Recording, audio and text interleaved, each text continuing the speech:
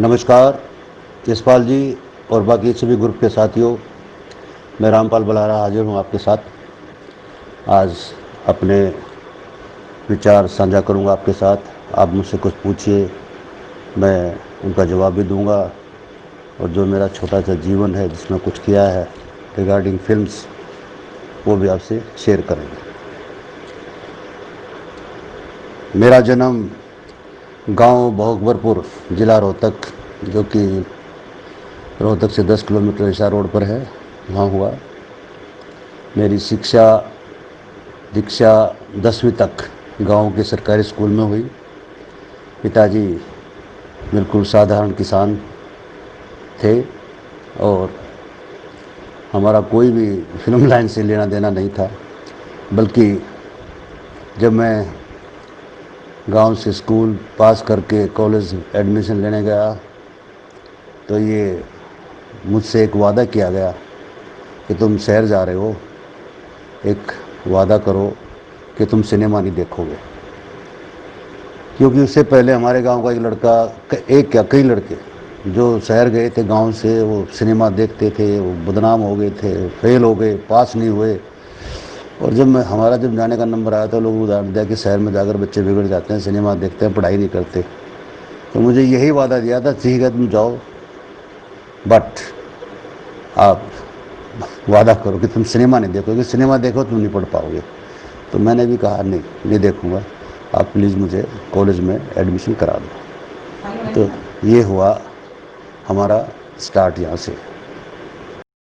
रामपाल जी, मैं समझ सकता हूँ आप बिल्डिंग के पूरी सोसाइटी के सेक्रेटरी हैं और बहुत बड़ी जिम्मेदारी है। मैं आपके घर में रुका हूँ बहुत टाइम और मैंने आपकी व्यस्तताएं देखी हैं, फ़ोन पे फ़ोन, कोई काम आपके बगैर नहीं होता है, मैं जानता हूँ।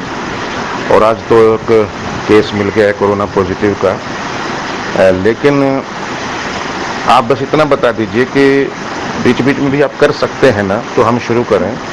क्योंकि अगर वो घर में ही उनको रखा गया है फिर तो मेरे ख्याल से कोई टेंशन नहीं होगी। तो आप बताएं, फिर हम अगर शुरू करें तो प्लीज़ आपकी परमिशन चाहिए। Thank you sir, thank you very much. आपने मुझे समझा, और अगर मुझे लगेगा कुछ ऐसा शेयर करना है तो मैं बीच में बात कर सकती हूँ, ऐसी कोई बात नहीं। ज़रूर सर, धन्यवाद सर, वेरी मच, धन्यवाद। जाट कॉलेज रोहतक से मैंने ग्रेजुएशन की। यूटीडी डिपार्टमेंट, जो टीचिंग डिपार्टमेंट है, एमडी यूनिवर्सिटी से एमए किया और बीएड भी की, क्योंकि टीचिंग में काफ़ी रुझान था। और जब बीएड कर रहे थे तो हमारे एक साथी कहता चलो दिल्ली चलते हैं, मेरे पिताजी वहाँ नौकरी करते हैं, दिल्ली घूम कर आते हैं। तो हम उनके साथ आ गए। तो उसके पिताजी से बात, ये बात वो बात कुछ होती रही। तो कह रहा भाई तुम अब क्या करोगे, तुमने एमए भी कर लिया, बीएड भी कर लिया, अब क्या करोगे? हाँ देखेंगे, कहीं मास्टर की नौकरी मिलेगी तो करेंगे, अभी तो रिजल्ट आएगा फिर देखेंगे। कहते अब तुम, यहाँ हमारे पड़ोस में एक आदमी लड़का है, उसने एग्ज़ाम दिया है, इसे यूपीएससी का बताते हैं, और वो बिना किसी सिफारिश के ऐसे सिलेक्ट हो जाते हैं, आप भी क्यों नहीं देते? मगर हमें तो पता ही नहीं कौन सा एग्ज़ाम होता है, क्या होता है। तो उसने उस लड़के को बुलाया, उसने हमें समझाया कि ऐसे ऐसे होता है, आप करोगे तो आपको बिना किसी सिफारिश के बस टेस्ट पास करना होता है, और कुछ ज़्यादा नहीं है, इंटरव्यू तो उसमें है ही नहीं, और 2 चांस है, 2 चांस मिलेंगे आपको। तो जी वहाँ से हमने थोड़ा अच्छा लगा कि चलो फार्म भरते थे, क्योंकि हरियाणा में तो नौकरी लेना बिना सिफारिश तो होता ही नहीं था, सिफारिश चाहिए, अप्रोच चाहिए। तो हमने वो यूपीएससी का फॉर्म भर दिया, और जैसे ही पहला अटेम्प्ट बगैर तैयारी दिया तो उसमें हम रह गए।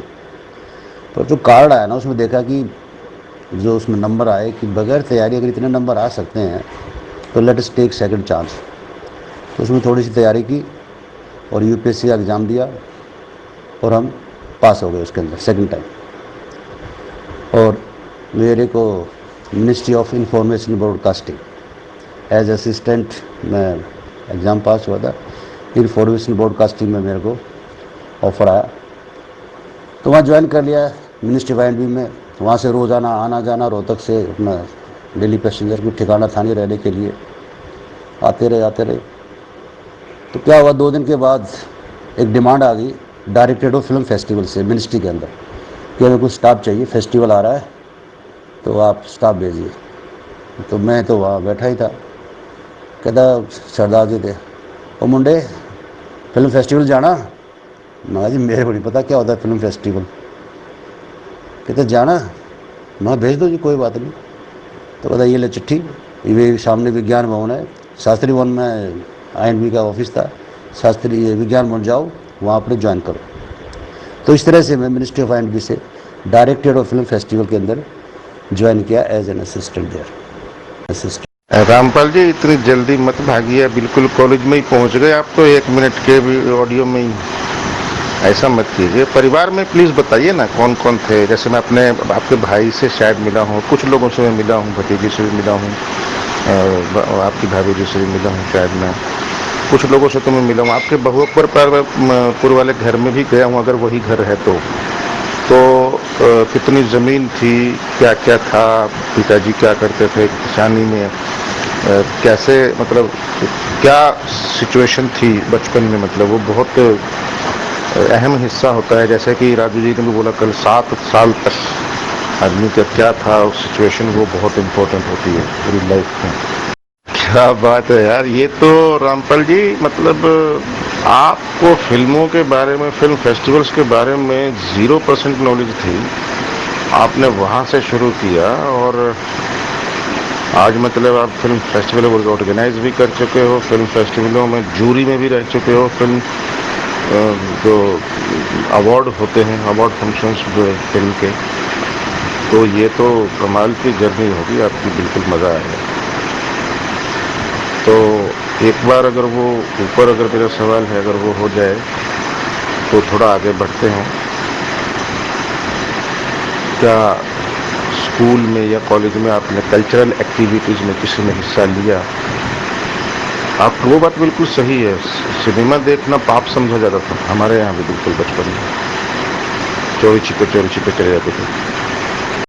यशपाल जी गांव में बिल्कुल सिंपल परिवार, किसान का परिवार, स्कूल जाते थे तो खेत में ज़रूर जाना, सारे काम करना, हाथ से सानी काटना और सुबह सुबह स्कूल जाने से पहले भरोटे लेकर आना, ये सारे जो किसान के काम थे वो करते थे।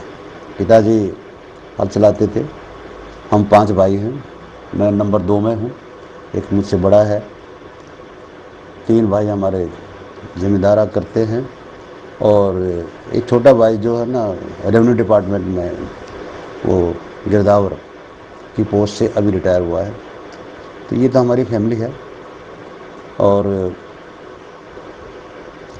जो जहाँ तक बात है कॉलेज में जो जाने की बताया मैंने, मैं उसमें एक हादसा आपको बता दे दूँ। जब कॉलेज गया तो वहाँ कॉलेज में हॉस्टल में एडमिशन हम रहते थे, तो हॉस्टल में शर्त लगती है किसी चीज़ पर। और शर्त क्या लगती थी भाई, 2 किलो दूध पी लेगा, 1 किलो मिठाई खा लेगा तो गदर नहीं खा ही नहीं सकता, इस तरह की शर्त लगेगी। और जो खा गया तो पिक्चर दिखाएगा। तो शर्त लगी किसी की, हमारे साथी थे, 1 किलो बर्फ़ी खा जाएगा भाई और 1 किलो दूध पीना है। बोला खा जाऊँगा। बोला खा जाओ तो क्या करेगा? कहता पिक्चर। तो दुकानदार के पास गए, वो 1 किलो की बजाय 1.5 किलो बोल दिया, 1.5 किलो तोल दे भाई, और ला के सामने उसके रख दी। वो 1.5 किलो बर्फ़ी खा गया जी, और ऊपर से 1 किलो दूध भी पी गया। बोला देखा पिक्चर अब? तो पिक्चर दिखानी पड़ी। तो मेरे को भी कहा चल भाई फिल्म देखने चल। मैं कहा भाई मैं नहीं जाता, मैं तो वादा करके आया हूँ घर पर कि मैंने फिल्म नहीं देखनी। तो कह रहा कुछ नहीं होता, कौन देखता है यहाँ पर, चलो देखते हैं सिनेमा देखना। तो मैं मना करता रहा, कहता नहीं वहाँ कुछ नहीं होता, आप चलो तो हमारे साथ। कौन देखता है, गाँव वाला कौन देखेगा यहाँ पर। तो जो ज़बरदस्ती ले गए मेरे को सिनेमा में और वहाँ फिल्म देखी। तो फिल्म थी शायद वो जितेंद्र की थी, कौन सी वो, धरती के पुकार की थी शायद। तो वो फिल्म देखी, बाहर निकल गए। जैसे हम बाहर निकले तो हमारे गांव के किसी बुजुर्ग ने मुझे देख लिया, बस सिनेमा अशोका थिएटर से बाहर निकल रहे थे और उसने देख लिया। अजी उन्होंने तो जाके गांव में हुक्के में पंचायत कर दी, वहाँ बता दिया पिताजी का नाम ईश्वर सिंह है। ओ भाई ईश्वर, तेरा छोरा तो बिगड़ दिया भाई, मारे गिराना वो भी कोना पड़ा है। और बोला क्या बात है, जाओ देखा मैंने सिनेमा हॉल में, तो बाहर निकला था। तो पिताजी कह रहे ना ऐसी बात नहीं, वैसे बोल के गया ना भाई, कैसे मान लूँ, मैंने देखा, मैं पिछाड़ू छूँ, मैं जाड़ू छूँ, कति जमा दी बात। कुछ दिन के बाद जब मैं घर गया तो जैसे घर घुसता तो और कुछ नहीं पूछा, सीधी बात भाई, सच्ची बात बताइए, मेरी कसम, मेरी माँ अलग से, मेरे पिताजी अलग से। और वो कह रहे बस। बोला क्या भाई तुमने सिनेमा देखा? मखाना मैंने देखा ना भाई, वो हरी सिंह न्यू का है, मैंने देखा, कसम खावे हो। फिर मैं कहा हाँ देख तो लिया। फिर मैंने सोचा चलो बता देते हैं। मैं देखा था पर मैंने पीछे ना खर्च करे, मेरे पीछे ना लगे, और मैं टाल गया ना भाई, तू भी उन्ना जैसा लकड़ेगा जो और फैल हो रहे, तू भी न्यू आओगा। मगर ना माँ, ये वादा करूँ, देख लिया सिनेमा, पीछे तेरे खर्च नहीं हुए, क्योंकि पैसे की बड़ी तंगी थी, किसान परिवार से, तो पैसा खर्च हो गया तो बस समझ लो नुकसान हो गया। तो मैं कहा नहीं, पास हो जाओ, चिंता ना करो। तो जी सिनेमा भी देखा, और फिर हम 10-12 लड़के थे गांव के, और मैं उनमें से मैं अकेला लड़का था जो पास हुआ विद कंपार्टमेंट। तो ये प्री यूनिवर्सिटी की बात है। और जहाँ तक आपने बताया, हमारा गांव, मकान हमारा मेन रोड पर है, आर्य समाज मंदिर के बिल्कुल सामने, और परिवार पूरा आर्य समाजी है। और जब तक मैं दिल्ली नहीं आया था तब तक मैं आर्य समाज का जो गांव में संस्थापक समझ लो, वहाँ एक सोसाइटी बनाई थी और ग्राम सुधार समिति भी बनाई थी, वो काम भी किया, और उसमें मंदिर की पूरी बिल्डिंग खड़ी करने में मदद की। तो वो सामाजिक काम हमारा उस टाइम होता रहता था। हाँ यशपाल जी, सिनेमा तो पाप समझा जाता था, पर स्कूल में और कॉलेज टाइम में कुछ पार्टिसिपेट किया हमने। कॉलेज में नहीं किया मैंने, बीएड के अंदर हमने, रेवाड़ी के अंदर मैंने बीएड की थी, क्योंकि यहाँ छोटूराम कॉलेज में एडमिशन लेट हो गए थे, तो मेरा रेवाड़ी में एडमिशन हुआ था। वहाँ पर काफ़ी नाटक किए। उस टाइम अपने बनारसी दास गुप्ता शायद मुख्यमंत्री होते थे, उनके सामने भी हमने प्रेजेंटेशन दी 2-3 बार। यहाँ गुड़गांव भी आए, वहाँ से रेवाड़ी टीम लेकर आए थे, तो वहाँ 2-3 नाटक किए। तो नाटक वाटक किए, और इतने लार्ज स्केल पर नहीं किए, हाँ किया ज़रूर। और फिल्में से तो बिल्कुल मतलब बुरा मानते थे, पता नहीं क्या है, घर वालों के अगर फिल्मों का नाम ले जाते समझते थे ये बेकार है। और कुछ परिवारों में तो आज भी है, क्योंकि सिनेमा अगर कोई परिवार का पहले देखा होगा, उसमें देखा है ऐसा कोई सीन तो नहीं है जिसमें कोई गंदा हो, अगर उसको वो पहले सेंसर करके होगा उस फिल्म को, हाँ ये देखने लायक है, तब वो घर मूड बना होगा, चलो भाई तुम भी देखाओ, और इतने मूड बना, इतने तो फिल्म उतर जाती है। तो ये बात है, सिनेमा दर्शक को आकर्षित करने के लिए तो अच्छा सिनेमा बनाना ही पड़ेगा। जो मैंने director of film festival join किया, तो पिताजी ने क्वेश्चन किया, भाई तेरा कौन सा डिपार्टमेंट है, कौन सा, जो गांव में तो पटवारी लग जाए तो सबसे बड़ी बात है, मास्टर लग जा, कंडक्टर लग जा, या पुलिस में हो जा, तो ये बड़ी थी उनके लिए। तो क्या कि तेरा डिपार्टमेंट है? मैं फिल्मों का डिपार्टमेंट है। कहता सरकार में भी कोई फिल्मों का डिपार्टमेंट होता है, तू कहाँ फिल्मों में घुस गया, हमने तो कहीं नहीं सुना कोई फिल्म बनाती है सरकार। मगर एक है वहाँ पर, फिल्म बनाती नहीं, वो फिल्म को जो बनाते हैं उनको अवार्ड देते हैं ना। भाई मारा तेरा सौदा समझ में नहीं आया। तो उनको कभी यकीन ही नहीं हुआ कि ऐसा कोई सरकारी दफ्तर भी है जिसमें फिल्मों को बनाना और दिखाने का कोई प्रोग्राम होगा, वो भी केंद्र सरकार के अंदर। कहते यहाँ चंडीगढ़ में तो कोई डिपार्टमेंट नहीं है, हरियाणा में तो हमने देखा, मगर हरियाणा में नहीं है, वो सेंटर का है। तो ऐसा भी पिताजी मेरे बारे में सोचते थे कि तेरा डिपार्टमेंट मार दो, समझ में आया नहीं भाई। रेखा जी, मैं आपके जज्बातों की मन से, आत्मा से कदर करता हूँ, और जो आपने संघर्ष किया है अभी तक हम मिलते रहते हैं युवा समारोह में। आपका जो संघर्ष है उसको तो सलाम है। तो जी डायरेक्टर फिल्म फेस्टिवल ज्वाइन किया और 2 दिन हुए थे ज्वाइन किए हुए। तो एक फिल्म वीक का प्रोग्राम चल रहा था, चेकोस्लोवाकिया फिल्म वीक। तो विज्ञान भवन में फिल्में चल रही थी। हमारे जो डायरेक्टर थे उन्होंने कहा भाई जाओ फेस्टिवल है वहाँ पर देखो। मैं जी हमें क्या करना होगा? कहता बैठो अंदर फिल्म देखो, कोई प्रॉब्लम हो तो बता देना। और वहाँ गए विज्ञान भवन के अंदर, चिल कूल्ड विज्ञान भवन, बड़ा स्क्रीन, फॉरेन फिल्म चल रही है और अपने आप को मैं बहुत बड़ा गर्वान्वित फील कर रहा हूँ। वाह जी वाह, कितना अच्छा नौकरी मिली, क्या कमाल है। कभी सोचा भी नहीं था कि हमें ऐसे बड़े पर्दे पर इतना एसी के अंदर बैठ के फिल्म देखेंगे, और वो भी फॉरेन फिल्म। यहाँ तो इंडियन फिल्म देखने के लिए मना करते थे, उसको बुरा मानते थे, फॉरेन फिल्म देखनी पड़ रही है। तो बड़ा खुश था मैं। तो इस तरह से चलता रहा और फिल्म देखी। तो फिल्म देखने के बाद 7 दिन का वीक था वो, चेकोस्लोवाकिया फिल्म वीक। तो बाद में मगर इधर ये नौकरी क्या, फिल्म देखना ही नौकरी है क्या? कहता हाँ, फिल्म फेस्टिवल में फिल्में देखो और एंजॉय करो, अपने दोस्तों को दिखाओ। ये वीक है, हमारे देश की फिल्में बाहर जाती हैं, जो देश की यहाँ आती हैं, तो ये कल्चर एक्सचेंज प्रोग्राम होता है, उसके अंतर्गत दिखाए जाते हैं। तो फिल्म भी देखी और वो बाद में कहने लगे हम थोड़ा सा फिल्में लेट ख़त्म हुआ करती 7-8 बजे, तो ओवर टाइम भी मिला। तो उन्होंने ओवर टाइम बनाया, बोला 400 रुपये आपका ओवर टाइम बन गया। तो मैं कमाल है कि फिल्म भी देखो, पैसे भी मिले, तनख्वाह भी है, ओवर टाइम भी है। तो ये बड़ी एक अजीब सी बात थी। हाँ जी, कोई सुन रहा, मैं आगे बढ़ूँ या वेट करूँ? हाँ औकार है तो कोई भर दो, पता नहीं चल रहा कोई सुन ही रहा है नहीं सुन रहा। रामपाल जी बाकायदा सुन रहे हैं, ऐसा हो ही नहीं सकता सर, दुनिया वेट कर रही है आपका, आप क्या बात कर रहे हो। और आप क्योंकि 4-5 वीडियो ऑडियो एक साथ थे, इसलिए सारे सुन करके ही आगे बात करनी थी ना। तो ये तो बहुत ही मतलब जिस चीज को पाप समझा जाता था फिल्म देखने को और इतनी मनाही थी, तो वो तो समुद्र में आ गए आप। तो ये तो अचानक से पूरा जीवन ही चेंज हो गया होगा मेरे ख्याल। तो आपके जो बचपन के साथी थे उसमें से कोई आपके साथ या आसपास नौकरी लगा था क्या, कॉलेज के या आपके ट्रेनिंग के, बीएड के या कोई भी?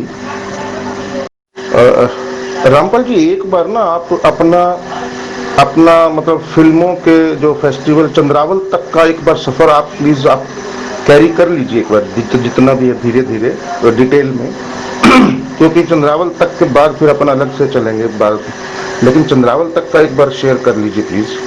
क्या क्या हुआ, कैसे कैसे क्या क्या, पहला फिल्म कैसे मिला आपको या किस तरीके से बात हुई, किसको जानते थे, कैसे मिले? सर एक सवाल मेरा है कि जब आप फिल्म इंडस्ट्री में थे, अनमैरिड भी थे और आपने इस फिल्म में काम किया और कॉलेज से जॉब और ये सब फिल्मी सफ़र सब कुछ है, तो क्या आपके कोरे कागज से मन पर किसी ने अपना नाम लिखने की कोशिश नहीं की? क्योंकि आप शख्सियत इतनी दमदार है, खूबसूरत भी रहे होंगे और मतलब आप में शालीनता बहुत है और आप बहुत कूल एंड काम हैं, तो ऐसी शख्सियत के ऊपर क्या किसी का मन नहीं आया कभी, या आपकी किसी पर्सनालिटी पे, आपको किसी पर्सनालिटी पे इख्तियार हुआ हो? कुछ रोमांटिक अनुभव भी साझे कर सकते हैं, नाम मत लो। मुझे लगता है कि ज़िंदगी का मतलब एक मोड़ वो होता है कि हम किसी न किसी को थोड़ा बहुत लाइक करते हैं, दिल की बात कहते हैं या अपना बनाते हैं, या जैसे संदीप जी ने कहा, बताया था एक किस्सा जींद का, तो नहीं मिलते या मिल जाते हैं, कुछ भी है, कुछ तो साझा करो, सीक्रेट खोलो। ये इंटरव्यू में ना बिल्कुल ऐसे ऐसे सवाल और कोई पूछने वाला नहीं और बिल के सिवा, तो आज आप जवाब दीजिए। दूसरे सवाल तो सब पूछ लेंगे, लेकिन ये सवाल आसानी से आपसे हर कोई नहीं पूछेगा। आप बताइए सर, क्योंकि हम बहुत इम्प्रेस हैं आपकी पर्सनालिटी से, व्यक्तित्व से, आपकी जो शख्सियत है, इस तरह इतना कूल एंड काम, इतना मतलब मैं तो खुद अपने हस्बैंड को कहती हूँ, सुशील जी को, कि भाई देखो ऐसा होना चाहिए इंसान का स्वभाव। हालांकि सुशील जी भी खुद ठीक है, लेकिन आपसे ज्यादा ठीक नहीं मुझे लगते। जी यशपाल जी, बिल्कुल परिवर्तन। गांव से एकदम सेंटर में जाना, और वो भी इंटरनेशनल फिल्म फेस्टिवल्स, जहाँ पर माहौल ही बिल्कुल विपरीत। और हरियाणा का केवल मैं ही था वहाँ पर, उस डिपार्टमेंट में कोई दिखाई नहीं दिया मुझे तो। ना बॉम्बे एनएफडीसी में था, ना कहीं जो जो फेस्टिवल होते थे। तो बड़ा अपने आप को फील कर रहा था कि मैं अकेला ही हूँ यहाँ पर, हरियाणा का कोई है नहीं। और बाकी दूसरी लैंग्वेज के, तमिल, तेलुगु, मलयालम, कन्नड़, सब भाषाओं के लोग उस डिपार्टमेंट में थे। I was the only one from Haryana.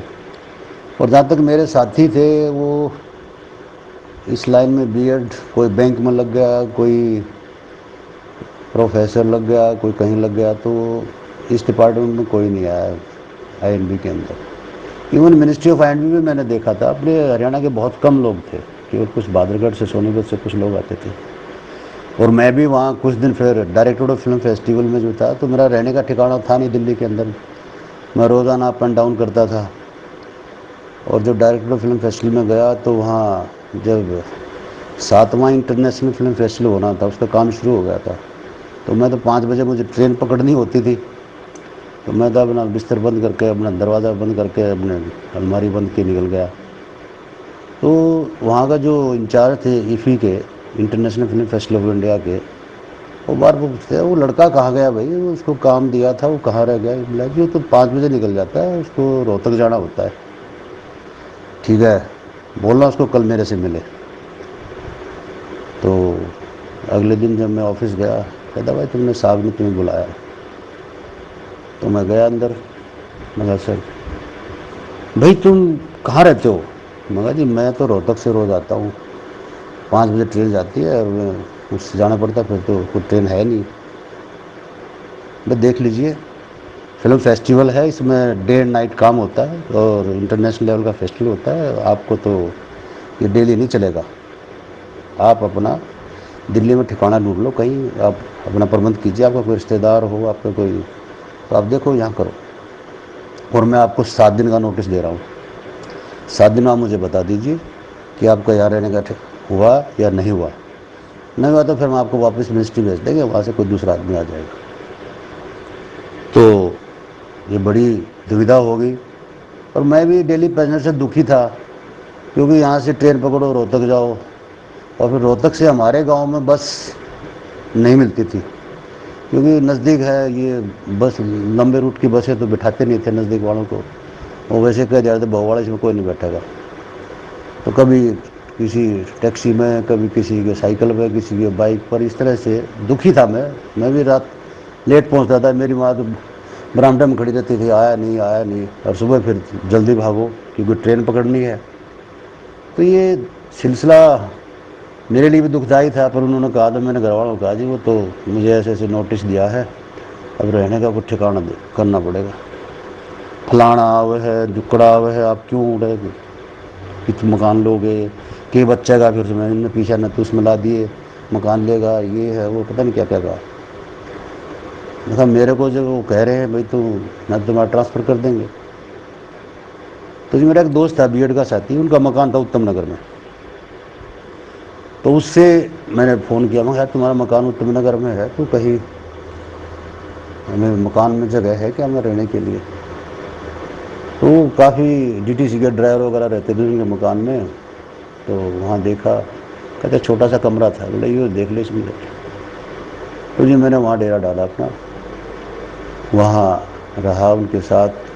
DTC driver सुबह भागता, वहाँ से बस पकड़ता, और काम में काफ़ी इंटरेस्ट लिया, बड़ा मज़ा आया। और मुझे इंटरनेशनल फिल्म फेस्टिवल में जो डेलीगेट का जो जिम्मेवारी होती है ना, वो काम दिया गया। विज्ञान भवन में फेस्टिवल, इंटरनेशनल डेलीगेट्स का उनको कहाँ ठहराना है, कहाँ उनको पास बनाना उनका, तो वो सारा काम उनको रिसीव करवाना वहाँ पर, क्योंकि वो अलग अलग यूनिट बनी हुई थी, एयरपोर्ट रिसेप्शन यूनिट, तो उसका इंचार्ज हमें बनाया गया। तो एयरपोर्ट से फॉरेनर डेलीगेट आते थे, उनको एकोमोडेट करना, फिर उनके प्रेजेंटेशन करवाना, फिल्म के बाद, तो ये सारे काम बड़ा वीआईपी काम था। तो ये बड़ा अच्छा लगा।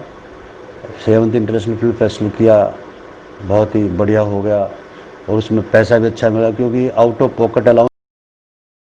रेखा जी, मेरे ख्याल में जो भाई भतीजावाद का युग था, जमाना था, वो अब समाप्त हो चुका है और कुछ थोड़ा बहुत रह गया है, तो वो भी समाप्त हो रहा है, समाप्त होने की कगार पे है।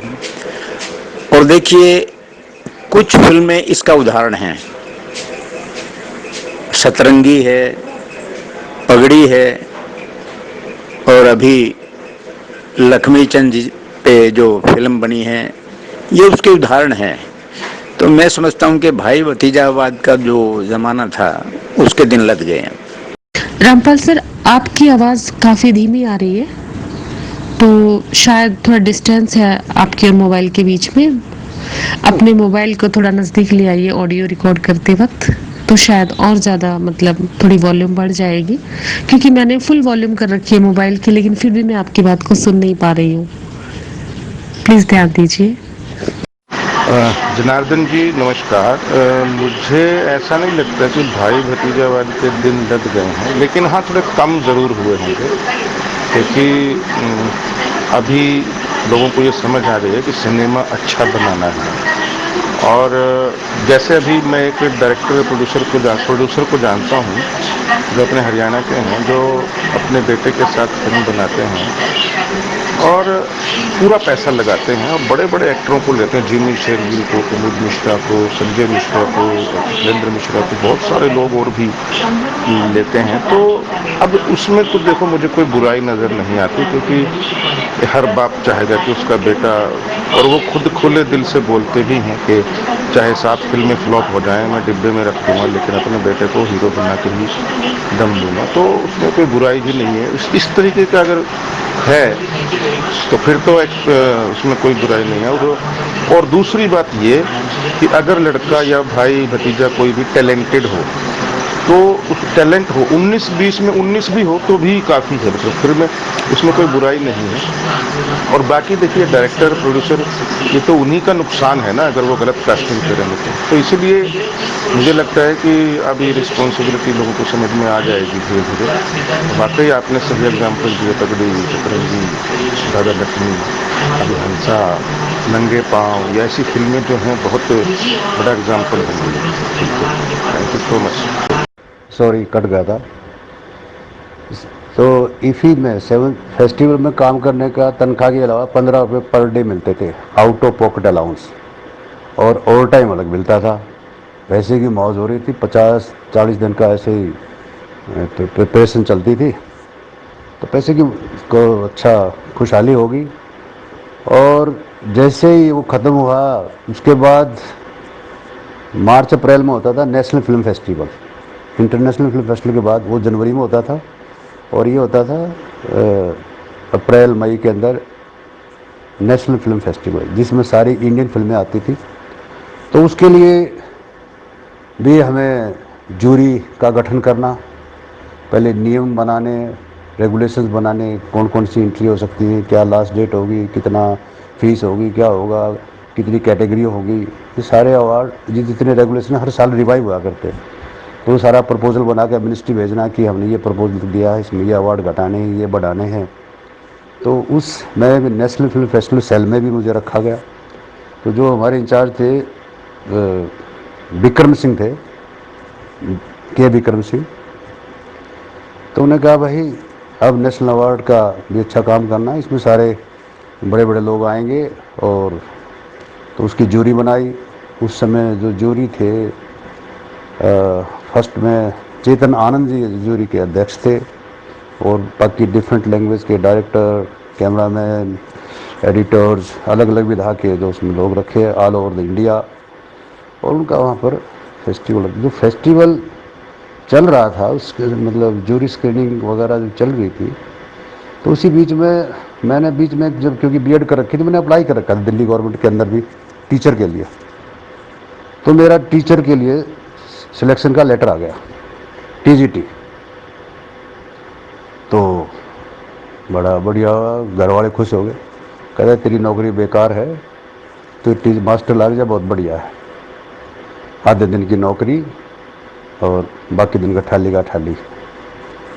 तो एक और था, उत्तम नगर जा रहा था, एक मास्टर था पड़ोसी, मगर जी मेरा तो ऐसे सिलेक्शन हो गया, चिट्ठी आई है। अरे बहुत बढ़िया है, ज्वाइन कर ले, नज़दीक सी करा दूंगा, ये पर आ जाएगा, मैं डायरेक्टरेट में बोल दूंगा या एडमिशन आपका यहाँ स्कूल में अपॉइंटमेंट करा देते हैं नज़दीक में, और आधे दिन की नौकरी है और ठाली, बहुत बढ़िया। तो जी मैंने अपने इंचार्ज से बात की, मैं जी मेरा ऐसे सिलेक्शन हो गया टीचर में, और मैं चाह रहा हूँ जी वो वहाँ जाऊँ, या मैं बसों में धक्के खाता हूँ, आता हूँ, भागता हूँ, टाइम भी बचेगा या तो जी उन्होंने कहा, विक्रम सिंह ने वो मेरा लेटर फाड़ दिया जो रेजिग्नेशन में लिखा था। कहता सारी उम्र टीचर रहेगा, यहाँ मुश्किल से मौका मिला, आप आए हो, अच्छा काम कर रहे हो, एंड मैं आपको नहीं छोड़ रहा, आप बने रहो यहाँ पर, चलो काम करो।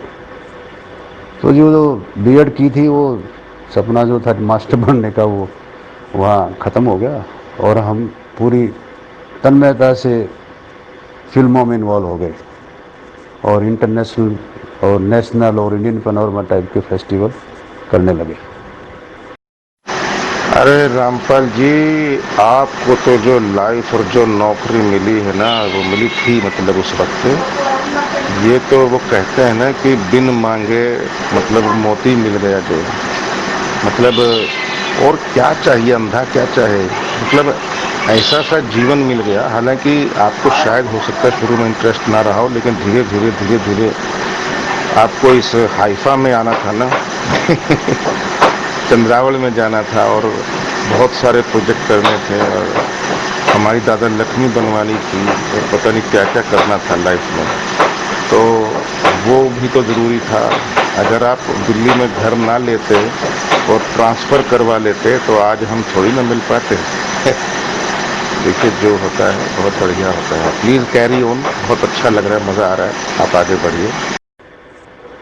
तो जी इस तरह से फिल्म फेस्टिवल की जो है इंटरेस्ट भी बन गया, लोगों से जान पहचान हो गई, और ऑल ओवर इंडिया और इंटरनेशनल लेवल के डायरेक्टर, प्रोड्यूसर, एक्टर, उनसे बड़ा मेलजोल बढ़ने लगा, उनकी बातें सुनते, और जो सिनेमा में देखते थे ये बड़े बड़े आदमी हैं, बड़े बड़े एक्टर हैं, वो आकर बात करते हैं, हमारे सामने कुर्सी पे बैठते हैं। जब फेस्टिवल होता था तो कोई पास बनवाने का है, मेरा एक दोस्त है, उसका ही पास बना दो, उसका डेलीगेट कार्ड बना दो, और जितनी फिल्म एसोसिएशन होती थी, क्योंकि उनको कोटा दिया जाता था फिल्म फेस्टिवल में डेलीगेट बनाने के लिए, इम्पा का अलग कोटा होता था, इफ्डा का अलग कोटा होता था, टेक्नीशियन का अलग कोटा होता था, south Indian film chambers of commerce का अलग कोटा होता था, साउथ इंडियन फिल्म गिल्ड का अलग कोटा होता था, और ईस्टर्न का अलग कोटा। तो इन सब के कोटे डिसाइड होते थे, और वो सब लोग वहाँ आ जाते थे, और अब अपना कार्ड लेकर फिल्म देखते थे, चर्चा करते थे, और एक बड़ा ही अच्छा माहौल था फिल्म का। डिफरेंट फिल्म देखना, ओपन फॉर्म करना, उन पर लोग चर्चा करते ये फिल्म में क्या हुआ, और डायरेक्टर को प्रेजेंटेशन करवाना, वो अपने अनुभव शेयर करते थे दर्शकों के साथ। तो इट वाज वेरी लवली, बहुत ही अलग दुनिया थी, और मज़ा आ रहा था, बहुत कुछ सीखा।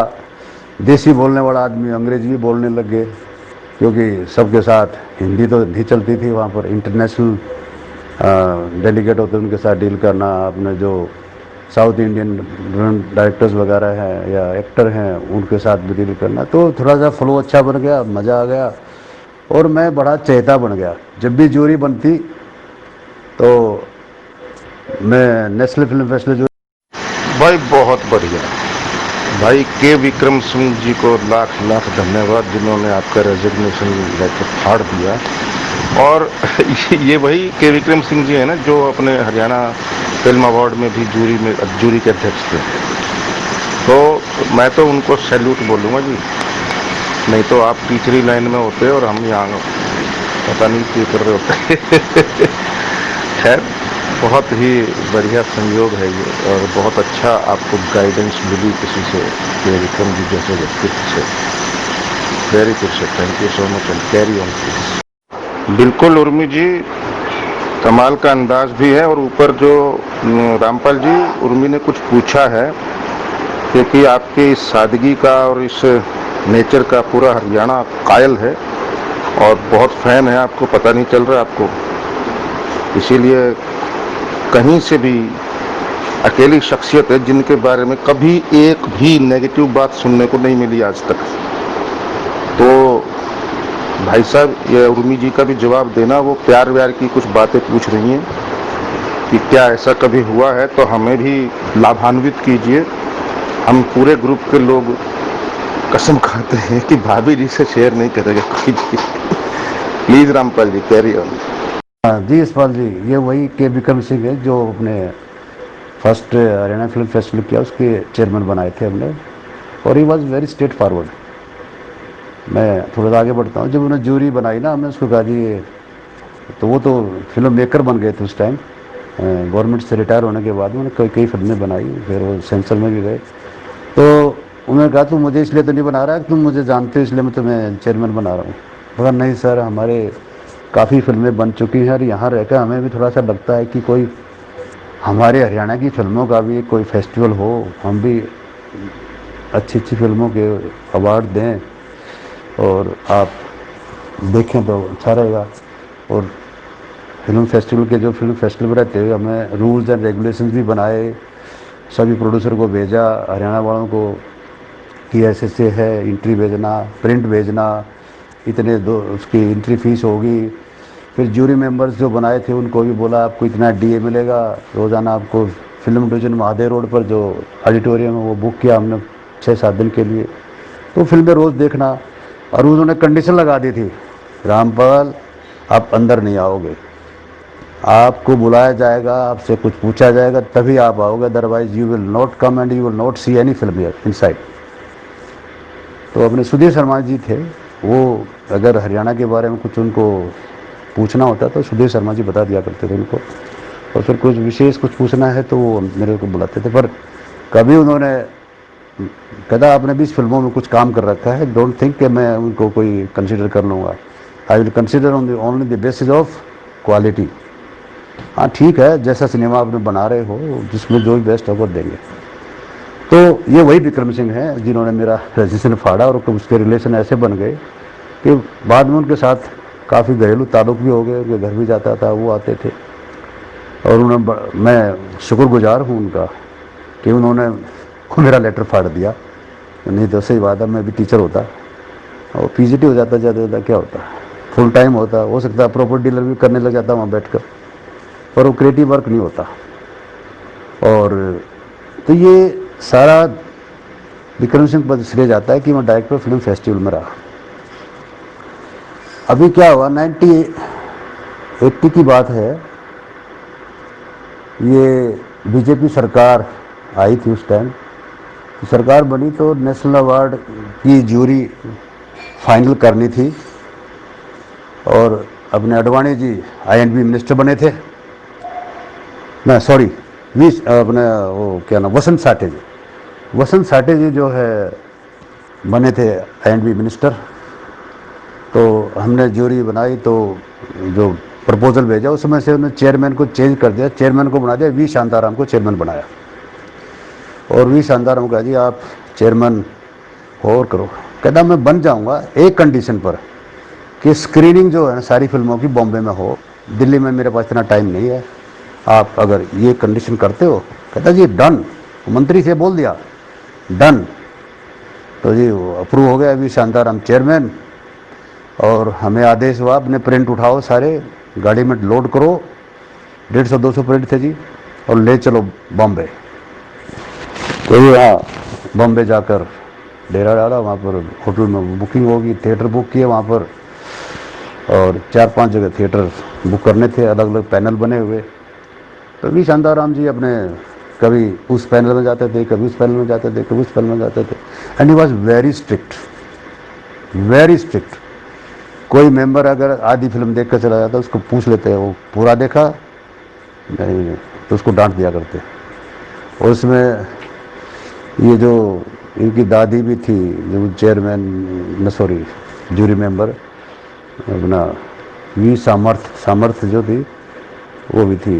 काजोल की दादी नानी, काजोल की नानी थी, वो भी जूरी मेंबर थे। और वो हम उसको जब जाते थे छोड़ने, घूमते थे बॉम्बे में, तो वो वहाँ उसके घर के सामने उतारते थे उसकी दादी को, नानी को।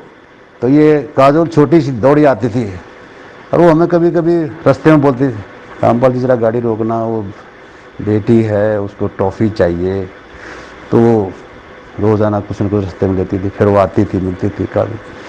तो हमें क्या पता था ये काजोल हीरोइन बनेंगे। तो ये इनको हमने बचपन में देखा वहाँ पर।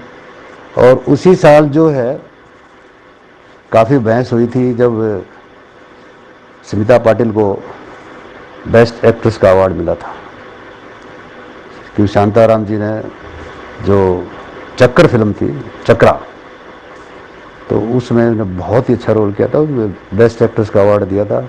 और अपने जो शबाना आज भी एक वोट से रह गई थी पीछे, और वो भी शांताराम ने अपना वोट कास्टिंग दिया उनको, और वो सी बिकेम द बेस्ट एक्ट्रेस।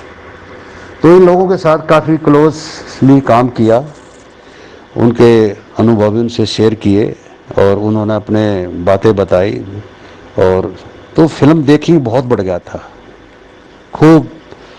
मैं सिनेमा को जज करने का, और ये बात हम अच्छी तरह से हुई। और फिर दिल्ली में उसका अवार्ड प्रेजेंटेशन फंक्शन हुआ और ये काफ़ी चर्चा हुई थी कि शबाना को अवार्ड ना देकर और स्मिता पाटिल को अवार्ड दे दिया क्योंकि वो मराठी है और भी शांताराम जी भी मराठी है, उन्होंने अपना कास्टिंग वोट जो है ना उसके फेवर में दिया। But anyhow Smita Patil ji बहुत ही ब्रिलियंट एक्ट्रेस थी, बहुत सिंपल थी, फेस्टिवल में आती थी, बैठी रहती है ऐसे ही, बड़ी डिस्कस करती थी। और उस समय 80 का दौर ही ऐसा था, न्यू वेव सिनेमा था वो बिल्कुल। इसमें गोविंद निहलानी जी की फिल्में बड़ी हिट थी, बड़े पॉपुलर थे, और सत्यजीत रे की फिल्में थी। ये सारी फिल्में वहाँ फेस्टिवल में देखते थे, तो एक नया सिनेमा देखने को मिलता था हमें, not in A commercial cinema, एक फेस्टिवल सिनेमा। तो बड़ा, तो कहने का अभिप्राय ये है कि जितने भी बड़े बड़े डायरेक्टर्स हैं जो जूरी में आते थे, उनके साथ हमने काम किया और बड़ा एक रिलेशन सा बन गया था उनके साथ कि क्यों ना डिस्कस भी करते थे। तब तक हम बस ये पछतावा रहता था कि हमारा हरियाणा की कोई फिल्म भी नहीं है, एक भी फिल्म नहीं आती, नेशनल में भी नहीं है, इंटरनेशनल में भी नहीं, थोड़ा दुख सा होता था। और फेस्टिवल में भी कोई नहीं दिखता था हरियाणा का। हाँ, एक अपने प्रदीप हुड्डा, वो फेस्टिवल में आते थे, वो और हर बार उनका कार्ड बनता था, वो पूना इंस्टीट्यूट से स्टूडेंट थे, तो वो आते थे और उनका हमारा अच्छा तो बड़ा वो आ जाता था मेरे पास, और भाई क्या हो रहा है, हम ये है, मैं बनाऊंगा, ये करूंगा। तो उनसे हमारी डिस्कस होती थी। अच्छा लगता था कि हरियाणा का आदमी इंटरनेशनल लेवल पर कोई मिलता है, तो वो हम उनके साथ हमारी गुफ्तगू हो जाती थी। तो उसके बाद क्या हुआ, फेस्टिवल होते होते इंडियन पैनोरमा सेक्शन भी एक होता था फेस्टिवल के अंदर। जो इंटरनेशनल फिल्म फेस्टिवल होते हैं उसमें एक सेक्शन है इंडियन पैनोरमा, उसमें हर साल लगभग 21 फिल्में सेलेक्ट होती हैं डिफरेंट लैंग्वेज की, वो इंटरनेशनल फिल्म फेस्टिवल में दिखाई जाती है। और पूरे साल वो फिल्में दूसरे देशों में ऑफिशियल एंट्री के रूप में भेजी जाती है, उसमें डायरेक्टर भी जाते हैं उन फिल्मों के, और वो फिल्में भी जाती है ऑफिशियल खर्चे पर। तो 21 फिल्मों का जो इंडियन पैनोरमा का सेक्शन है उसका इंचार्ज भी मैं ही था, पैनल बनाना कैसे करना। तो सारा साल हम फिल्म लाइन के अंदर, इसमें फेस्टिवल्स के अंदर इतने बिजी रहते थे। अभी पैनोरमा ख़त्म हुआ है, इफ़ी ख़त्म हुआ है, तो नेशनल आ गया, नेशनल ख़त्म, फिर नेशनल का अवार्ड प्रेजेंटेशन फंक्शन। तो होल ईयर यही एक्टिविटीज़ चलती रहती थी। यशपाल जी, उम्र के इस बोर्ड पर आते आते तो भाभी जी भी अब कुछ नहीं कहेंगी। कई बार मैं सुशील जी से बोलती हूँ, कई बार उनकी शायरी को देख के भी बता दे कौन है क्या है, वो तो कहते 60 साल के बाद बताऊंगा, इब्बा नहीं बताता। क्यों? मैं कहा क्यों नहीं बनी, बोला इब्बा तू खतरा है, तू छोड़ के चली जाएगी। तो एक शायर है जो अपनी शायरी में इश्क मोहब्बत की बातें करता है ना। तो कई बार सवाल होते हैं, तो पति जब तक 60 साल का नहीं होता अपनी पत्नी को अपनी मोहब्बत के बारे में नहीं बताता, तो 60 साल के बाद कोई खतरा तो नहीं लगता मुझे। कहाँ जाएगी 60 साल के बाद छोड़ के? बच्चे सेटल हो जाते हैं, बहू बेटा बेटियां सब सेटल हो जाते हैं, तो रहना तो एक दूसरे के साथ ही है ना, कहीं और जाने लायक रहते नहीं है, तो कोई खतरे वाली बात भी नहीं है मुझे लगता है, अगर उनको पता भी चल गया तो। जब नेशनल अवार्ड की जूरी स्क्रीनिंग चल रही होती थी तो 4-5 जगह होती थी। दिल्ली के 4-5 थिएटर हायर करते थे, विज्ञान भवन, एक वहाँ पर था ITO में थिएटर था, एक वो हायर करते थे, एक महादेव रोड पर हायर करते थे, और एक army film and photo division का थिएटर होता था। तो एक बार मेरी ड्यूटी लगी army film and photo division में के थिएटर पर, और वहाँ पर जयंत प्रभाकर प्रोजेक्शनिस्ट थे। तो वहाँ गए, फिल्म देख रहे थे, बात को कभी कभी बात हुई तो देखा तो देसी आदमी है, तो हमारे दोनों भाई आप कहाँ से, फिल्म है वहाँ से, आप कहाँ से, ये बड़ा अच्छा हुआ, उनसे बातचीत बढ़ती रही। तो हम एक दिन बोले, मैं कहा यार ये इतनी फिल्में बन रही हैं, अपनी हरियाणा की कोई फिल्म नहीं, और हम तो बड़ा तड़प सी होती है। बस एक बार एक फिल्म आई थी सिस्टर, उसमें हरियाणा की पुलिस, हरियाणा का कुछ माहौल दिखाई दिया, बड़ा अच्छा लगा यार, फिर हरियाणा की फिल्म है, बट वो हिंदी में थी, हरियाणी में नहीं थी। तो बता यार ये फिल्म बननी चाहिए, उसका जयंत बुरा बोला हाँ बननी तो चाहिए, मेरे पिताजी जो है ना उन्होंने कहानी लिख रखी है और बनाए, मैं बिल्कुल बनाओ यार, चलो बनाते। देखिंग तो बहुत होगी, फिल्म तो बहुत देख ली, अब मेकिंग किया जाए। कहता हाँ मैं भी जो आर्मी फिल्म फोटो जो ट्रेनिंग फिल्में होती है ना, मैं भी शूटिंग वूटिंग पर जाता हूँ, मेरे को थोड़ा सा ज्ञान हो गया है और बनाते हैं, चलो पिताजी से मिलते हैं। देखो तो चंडीगढ़ गए जी, हम वहाँ बात की, बोला कहानी तैयार है पर हमारी तो हिम्मत नहीं हो रही फिल्म बनाने की, क्योंकि बॉम्बे वाला धंधा हमारा समझ में नहीं आता, कोई लूट लेगा, पर क्या करें। तो हमने कहा जी चिंता ना करो, सारी अपनी टीम होगी, खुद बनावांगे, केवल इक्विपमेंट बॉम्बे से ले आवांगे, देख लो भाई छोरों को दे फिर फंसवा दो, वीसा वीसा है नहीं, हम तो है सरकारी एम्प्लाई, और फिर जोड़ जाड़ के किसी करें, मैं चिंता ना करो जी बना देंगे। तो जी उस दिन से फिर हमने उनको विश्वास दिलाया कि हम बना देंगे। अब जयंत प्रभाकर और हमने फिर टीम बनाई कि आपके डिपार्टमेंट में कौन कौन है, उसके डिपार्टमेंट में कैमरामैन मिल गया, आर्मी फिल्म फोटो डिवीजन का, क्योंकि सारे वो शूटिंग वूटिंग पर जाते रहते थे जयंत प्रभाकर जी, और वहाँ जाकर कैमरा का उनको थोड़ा सा नॉलेज था। और वो उससे जब आर्मी फिल्म फोटो डिवीजन में आए, उससे पहले भी वो करनाल KR थिएटर में प्रोजेक्ट्रिस रह चुके थे, और वहाँ पर भी वो अगर प्रोजेक्ट्रिस रहते वो फिल्मों को, रील को, एक एक शॉट को देखते थे, उनका रुझान था इसके अंदर। और यहाँ जब आर्मी की जब फिल्में ट्रेनिंग फिल्में चलती थी, इसको तो ये शॉट क्यों लगा, तो उसका बड़ा technically he was very confident. तो कह रहा यार चलो मिलकर बनाते हैं। तो चंद्रावल का बनाने का आइडिया वहाँ से आया जब, तो फिर हमने कहानी पर लेकर आए, और उसका जब मेरे पिताजी कह रहे म्यूजिक करवा देंगे, मैं करवा दो भाई। तो वो बॉम्बे चले गए म्यूजिक करवाने, और हमने फिर यहाँ पर अपने टेक्निकल टीम तैयार की, और शेड्यूल तैयार हो गया कि फिल्म करनी का। तो जी मैंने फिर अपने डिपार्टमेंट से 1 महीने की छुट्टी ली शूटिंग के लिए, और हम चंडीगढ़ गए। वहाँ पर जाकर देखा कि घर में ही रहने का प्रोग्राम है, वहाँ पर सेक्टर 29 में कोठी थी, तो वहीं रात को डांस करना, तैयारी करनी, लीला जी वहाँ मिली, और ये ग्रुप भी आया था, तो पूरी तैयारी, सब आर्टिस्ट, जैसे शादी जैसा माहौल हो गया परिवार के अंदर, वह शूटिंग होनी है, सबकी ड्रेस व्रेस ये वो, उन्होंने सब काफ़ी काम कर रखा था। और हमने स्टॉक भी ले लिया 40 डब्बे, क्योंकि NFDC से मांगे हमने कि, क्योंकि पहले क्या था, जो भी आप शूटिंग करोगे तो आपको स्टॉक नेगेटिव का परमिट लेना पड़ता था, और उसी हिसाब से आपको मिलता था, वैसे ओपन नहीं मिलता था। तो हमने 40 डब्बे का नेगेटिव लिया, 16 mm पर शूट किया, और इक्विपमेंट बॉम्बे से आया, और ये फिल्म जो है हमारी चंद्रावल 23-24 दिन के अंदर पूरी हो गई शूटिंग। और शूटिंग पर ऐसा माहौल था, बस फैमिली माहौल, वो कोई ज़मीन पर सो रहा है, कोई इधर सो रहा है, कोई किसी दूसरे का मकान ले लिया और वहाँ सो रहे हैं, खाना पीना वहीं चल रहा है। और बहुत ही एक्साइटिंग था, कोई ये नहीं लग रहा था कि हाँ, और पैसे वैसे किसी से बात ही नहीं थी, बस सब कोई चाह होता कि फिल्म में काम करना है। और गाने बड़े अच्छे थे, सुनकर बड़ा अच्छा लग रहा था, उसी पर तैयारी रिहर्सल हो रही थी। तो पूरा पब्लिशिंग डिपार्टमेंट के काफ़ी लोग जुड़ गए थे, दरियाव सिंह जी, अपने डांगी जी, और ये जो अपने जो रूंडा है नसीब, ये कैजुअल था शायद उस टाइम पर, लगा भी नहीं था, तो ये वहाँ शूटिंग पर आया होता ये, तो तब ये कैजुअल ही थे। तो इसके ये बोलता था तब अटकता था, तो बड़ा हंसी आती थी। पर ये जब गाता था तब इसकी कोई अटकल नहीं आती थी, कोई अटकता ही नहीं था, बड़ा सुरीला गाता था। तो केवल फिल्म का मेन स्क्रिप्ट लिखा हुआ था, कॉमेडी बिल्कुल नहीं लिखी हुई थी उस टाइम।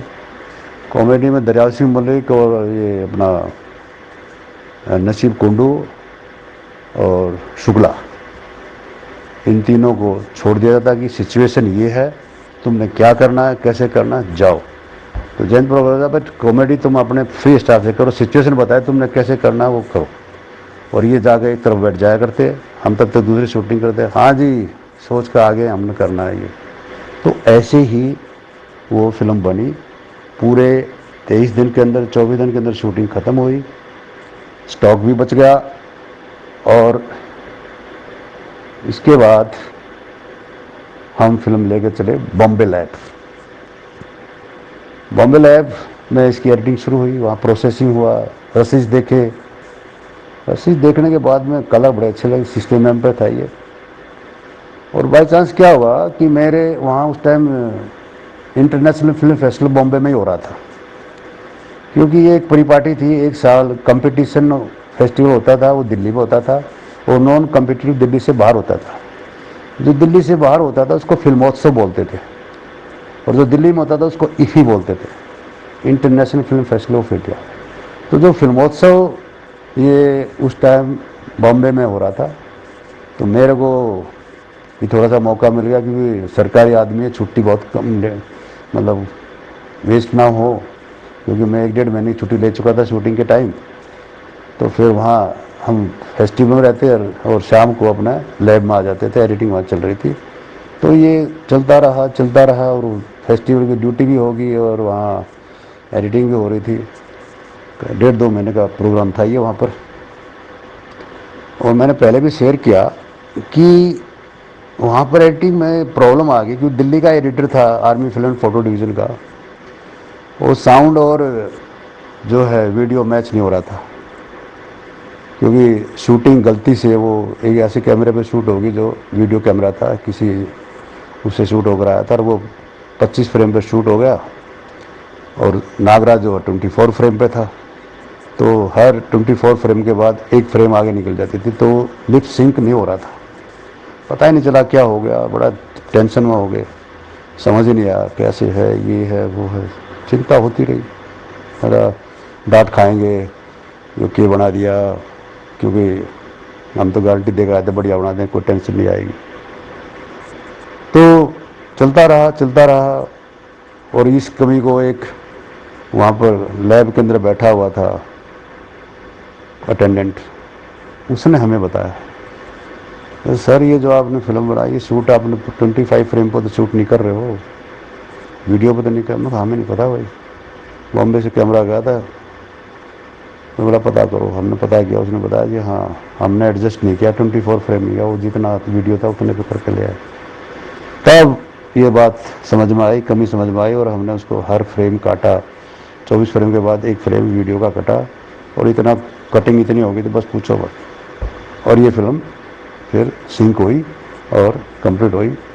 तो ये है फिल्म की एडिटिंग तक की कहानी, क्या बात है रामपाल जी, ऐसा जीवन भगवान सबको दे जो सिनेमा प्रेमी है। मैं भी अगर ज़िंदगी में कभी कुछ और करना पड़ा तो मैं सेंसर बोर्ड में जाना चाहूँगा, क्योंकि वहाँ बहुत सारी फिल्में देखने को मिलती है फ्री में, और पूरा दिन आप फिल्म देखो और जज करो या सेंसर करो क्या करना है। बहुत ही बढ़िया ये काम है सर, आपने पूरी दिन रात सोते बैठते होते, वो भी ऐसा सिनेमा जो हमारे ड्रीम का सिनेमा, मतलब हम तो बच्चे थे और वाकई श्याम बेनेगल, गोविंद निहलानी, सत्यजीत रे, ऋत्विक घटक और उधर के.एन. पानीकर और बहुत सारे कैरेक्टर, घोष क्या नाम है इनका, तो बहुत ही कमाल का सिनेमा के साक्षी रहे हैं आप। तो उसके बाद आप प्लीज़ जारी रखिए। और हमें चंद्रावल भी कैसे मिली उसके बाद, पहले आप जारी रखिए जब चंद्रावल कैसे मिली। और उर्मी सखी ने कुछ पूछा है, देख लीजिए आप अपनी सहूलियत से प्लीज़ जवाब दीजिए। जी आप जब 60 की होंगी तब बताऊंगा मैं, इसकी कोई सीमा नहीं है। तो 70 साल की उम्र में भी ईर्ष्या हो सके कि ये कहाँ जावा है, क्या करे, किससे मिले है, और ऐसा ही वाइस वर्षा है, पत्नी के लिए भी ऐसा हो सकता है कि ये कहाँ जा रही, कहाँ गई थी। तो ये चीज़ें अंदर है बाहर, हाँ उसकी थोड़ी जो गर्माहट है या हो सकता है उसकी वो थोड़ी कम हो जाए, लेकिन रहती है ज़िंदगी भर अगर प्यार हो तो। और मैंने इन दोनों को देखा है, इनके जैसा प्यार बहुत कम देखने को मिलता है वाकई में। जी फिल्म कंप्लीट होगी और हम दिल्ली लेकर आए इस फिल्म को, चंडीगढ़ गए। तो फिल्म कंप्लीट होने के बाद वहाँ पर बॉम्बे में फिल्म फेस्टिवल चल रहा था और वहाँ पर अपने हुड्डा साहब, प्रदीप हुड्डा भी वहाँ फेस्टिवल में आते थे। हमने उसको कहा, है प्रदीप यार चंद्रावल फिल्म बनाई है, एडिटिंग होगी, तू जरा आगे देख ले भाई, तो इस लाइन का है, अपने हरियाणा का है, और तो क्या समझे, बाकी तुम भी देख इसको। तो बोला भाई ठीक है आ जाऊँगा। तो बोले मैं उसको फिल्म दिखाई, मूवी वाला पर फिल्म दिखाई, देख के वहाँ पर DN नगर में रहते थे हमें किसी के फ्लैट में, तो वहाँ उसको बुलाया और बैठे। तो जयंत ने पूछा, भाई प्रदीप सच बता दे किसी है फिल्म? बोला भाई सच पूछा है? बोला हाँ सच। बोला भाई फिल्म इसी है या जय एक दिन चाय लगी तो या उतरे नहीं, और ना तो फिल्म या किसी काम की नहीं है। बोला टेक्निकली बहुत पुअर है, हाँ अगर या पकड़गी एक दिन भी पकड़गी ना तो बोला फिर उतरेगी नहीं या। उसने कही यह बात, पता नहीं किस रूप में कही, क्या सोच के कही। और जयंत थोड़ा सा एक बार बोला, यार तू क्या बोला फिल्म किससे ही काम की नहीं है, तू क्यों कह रहा है? वह देखो तूने मेरी राय पूछी, मैंने बता दी। या तो फिल्म चल रही चल लेगी ना फिर उतरे नहीं भाई, यो इसने इसका कमेंट दिया था। अरे यह बात बिल्कुल हम बार बार उसको याद करते थे प्रदीप को, मगर यार उन्होंने सही कमाल की बात करी उसने कि कहते यार चल नहीं और चाल की तो उतरे नहीं। तो जी चंडीगढ़ में प्रेस शो हुआ, प्रेस शो करने के बाद में दिखाया, बड़ी तालियां बजी, लोगों ने एंजॉय किया और वाह वाह हो रही थी कमाल। और तो हम वहाँ बैठे थे, अपने जयंत के साथी भी थे, मैं भी था वहाँ पर, और भी बैठे थे। और वो उषा जी और अपने देवशंकर प्रभाकर जी प्रेस वालों के साथ, और एक डिस्ट्रीब्यूटर भी बुला रखा था उन्होंने, क्योंकि भाई वो देवशंकर जी का लगा हमने फिल्म चलानी तो आती नहीं, थिएटर कौन बुक करेगा ना हमारा धंधा। तो एक डिस्ट्रीब्यूटर ही बुला रखा था, सरी नाम था कोई डिस्ट्रीब्यूटर अम्बाड़े का। तो उसको बुला रखा था, भाई तू ले ले फिल्म, हमें बोल। तो डिस्ट्रीब्यूटर ने बड़ा देख कर कमेंट्स, लोगों के रिएक्शन देख कर फिल्म के प्रेस शो में, क्यों ठाके रुक नहीं रहे थे, लोगों को बड़ा मजा आ रहा था। बोला भाई बोल कितने की? बोला जी कितना लग गया तुम्हारा? अरे लग गया तो ठीक है, जो लग गया तो बोल कितने में लगेगा? बोला जी 8 लाख। मैंने कुछ ऐसा कुछ अमाउंट बताया, बोला इतने में दे दो जी, करो आपके पीछे पूरे हो जाएंगे, आप 3-4 बताओ, आपने खूब वो कर रखा है। और तो वो एक बार तो राजी से हो गए थे, बोला जी दे देते हैं। वो आए, बोला इसको 8 लाख में बिक्री है, बढ़िया है, 3-3.5 लाख हैं, बाकी बच रहे हैं, और क्या चाहिए दे दें, हमारा टेंशन ख़त्म, ये है वो। तो वहाँ हमारे एक और साथी थे, आज भी फिल्म फोटोजो में काम करते हैं। तो उसने कहा जी आप बेचो मत इसको, चला लो। कहता हमने चलानी नहीं आती, क्यों चला लें, हमने बेरा ही नहीं, हम तो सरकारी आदमी हैं, नौकरी करी है, कौन जाएगा थिएटर बुक करना, इनका धंधा समझ में, कौन टिकटा हिसाब रखेगा, और फिर भाई चलाओगे तो फिर प्रिंट बनाने पड़ेंगे। अब मतलब पीछे है नहीं प्रिंट, अब एक ही प्रिंट है, सेंसर प्रिंट है हमारे पास, तो अब और यूँ तो है नहीं है कि थिएटर में लगा दें, कम से कम 2-3 प्रिंट और चाहिए, वो पैसे है नहीं भाई, रहने तो बेच देते। कहता जी पैसे हम दे देंगे प्रिंट के, 2 प्रिंट मैं बनवा दूंगा, पर आप इसने बेचो मत। बोला ठीक से तो भाई तुमने गारंटी है, तो बोला फिल्म तो हमें नहीं पसंद आ, दिल तो हमारा भी ना करता, पर ये झंझट हमने बेरा को ना। तो किसी ने सलाह दी, बोला जी इसको कमीशन पर दे दो, इसको डिस्ट्रीब्यूटर को, यो थिएटर बुक करेगा, इसको परसेंटेज दे देना, इतनी % चलता रहेगा, अपने आपके लिए थिएटर बुक करेगा। तो जी फाइनल उसका डिस्ट्रीब्यूटर के साथ उन्होंने फाइनल कर दिया, कमीशन बेसिस पे फिल्म चलाओ और 2 प्रिंट और बनवाओ और लगाओ सोनीपत, हिसार और फरीदाबाद। ये डिसाइड हो गया जी, प्रिंट बनकर आगे फरीदाबाद हमारी ड्यूटी लगी, क्योंकि हम दिल्ली नौकरी करते थे, जनपद बाग दिल्ली था, कि आप फरीदाबाद संभालना, वहाँ फिल्म लगेगी तो आप वहाँ जाना। तो जी गगन थिएटर में फिल्म लगनी थी, हम वहाँ गए, 12 बजे का शो था, हम पहुँच गए 11:30 बजे, तो वहाँ कोई नहीं, वहाँ पर मखाड़ तो कोई भी कोई ना, फिल्म पता नहीं चलेगी ना चलेगी, कोई आओगा कि नहीं आओगा। मैनेजर से मिले, मखा जी हम फिल्म के बनाने वाले हैं। हाँ तो जी क्या हुआ, वो प्रिंट आ गया ना जी, अभी तो नहीं आया, और डिस्ट्रीब्यूटर का फ़ोन आया आ जाएगा। मैं क्या रहेगा जी, हरियाणी फिल्में यहाँ कहाँ चलती है जी, नहीं फिल्म कोई नहीं चलती, मैं मुश्किल है जी यहाँ तो सॉरी पैदा नहीं होता, आपने पता नहीं क्यों ये बुक कर दिया है, ये है वो है। तो हम तो वहाँ से निकल लिए, वहाँ चलो बाज़ार घुमाते थोड़ी देर, 12 बजे आएंगे वापस। तो जी 12 बजे जब हम आए तो उसका जो आंगन था उसमें जगह नहीं थी, इतने लोग और गाड़ियाँ और ये पता नहीं कहाँ से लोग आ गए एकदम, और अंदर फिल्म शुरू हो गई, हम भी फिल्म पीछे बैठ के बॉक्स में, और लोग खूब मज़ा ले रहे फिल्म का, हर बात पर पता नहीं किस बात पर हंस दे।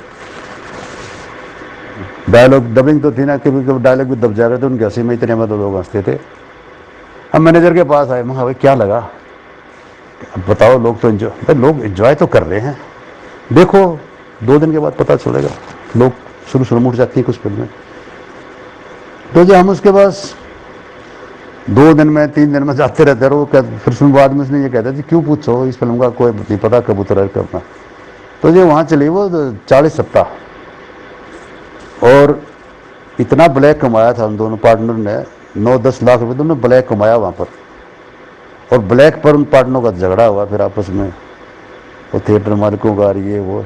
तो इसने तो सबको धनवान बना दिया था, प्रोड्यूसर को भी बनाया, और आर्टिस्ट को ठीक है पैसा नहीं मिला, पर आर्टिस्ट इतने पॉपुलर हो गए हमारे, रामलीला का उद्घाटन करना है, किसी मकान का उद्घाटन करना है, और ये नसीब कुंडू तो कहा था जी फिल्म से हमने पैसा नहीं मिला, पर हम तो इस फिल्म की पॉपुलरिटी से हम इतने, हम रोज़ाना उद्घाटन करते हैं, पैसे लोग देते हैं रूंडा खूंडा।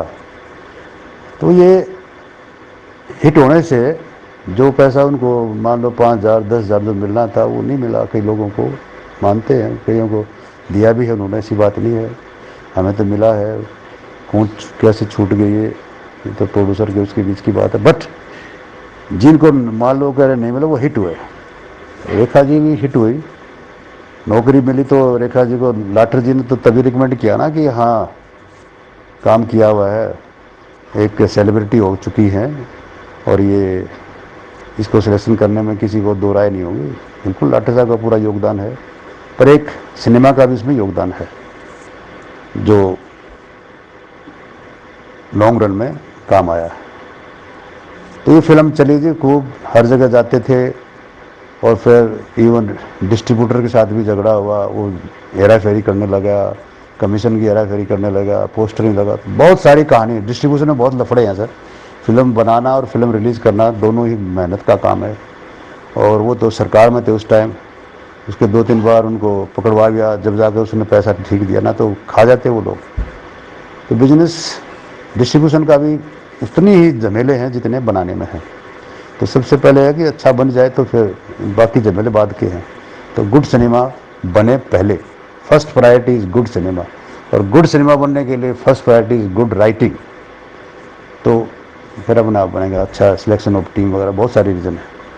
तो ये है जी चंद्रावल का मतलब बनने का, और उसके कहानी आगे इसके बाद मैं अगली फिल्म के बारे में बताऊंगा। तो इसके बारे में यहाँ तक कोई क्वेश्चन है तो यू आर मोस्ट वेलकम।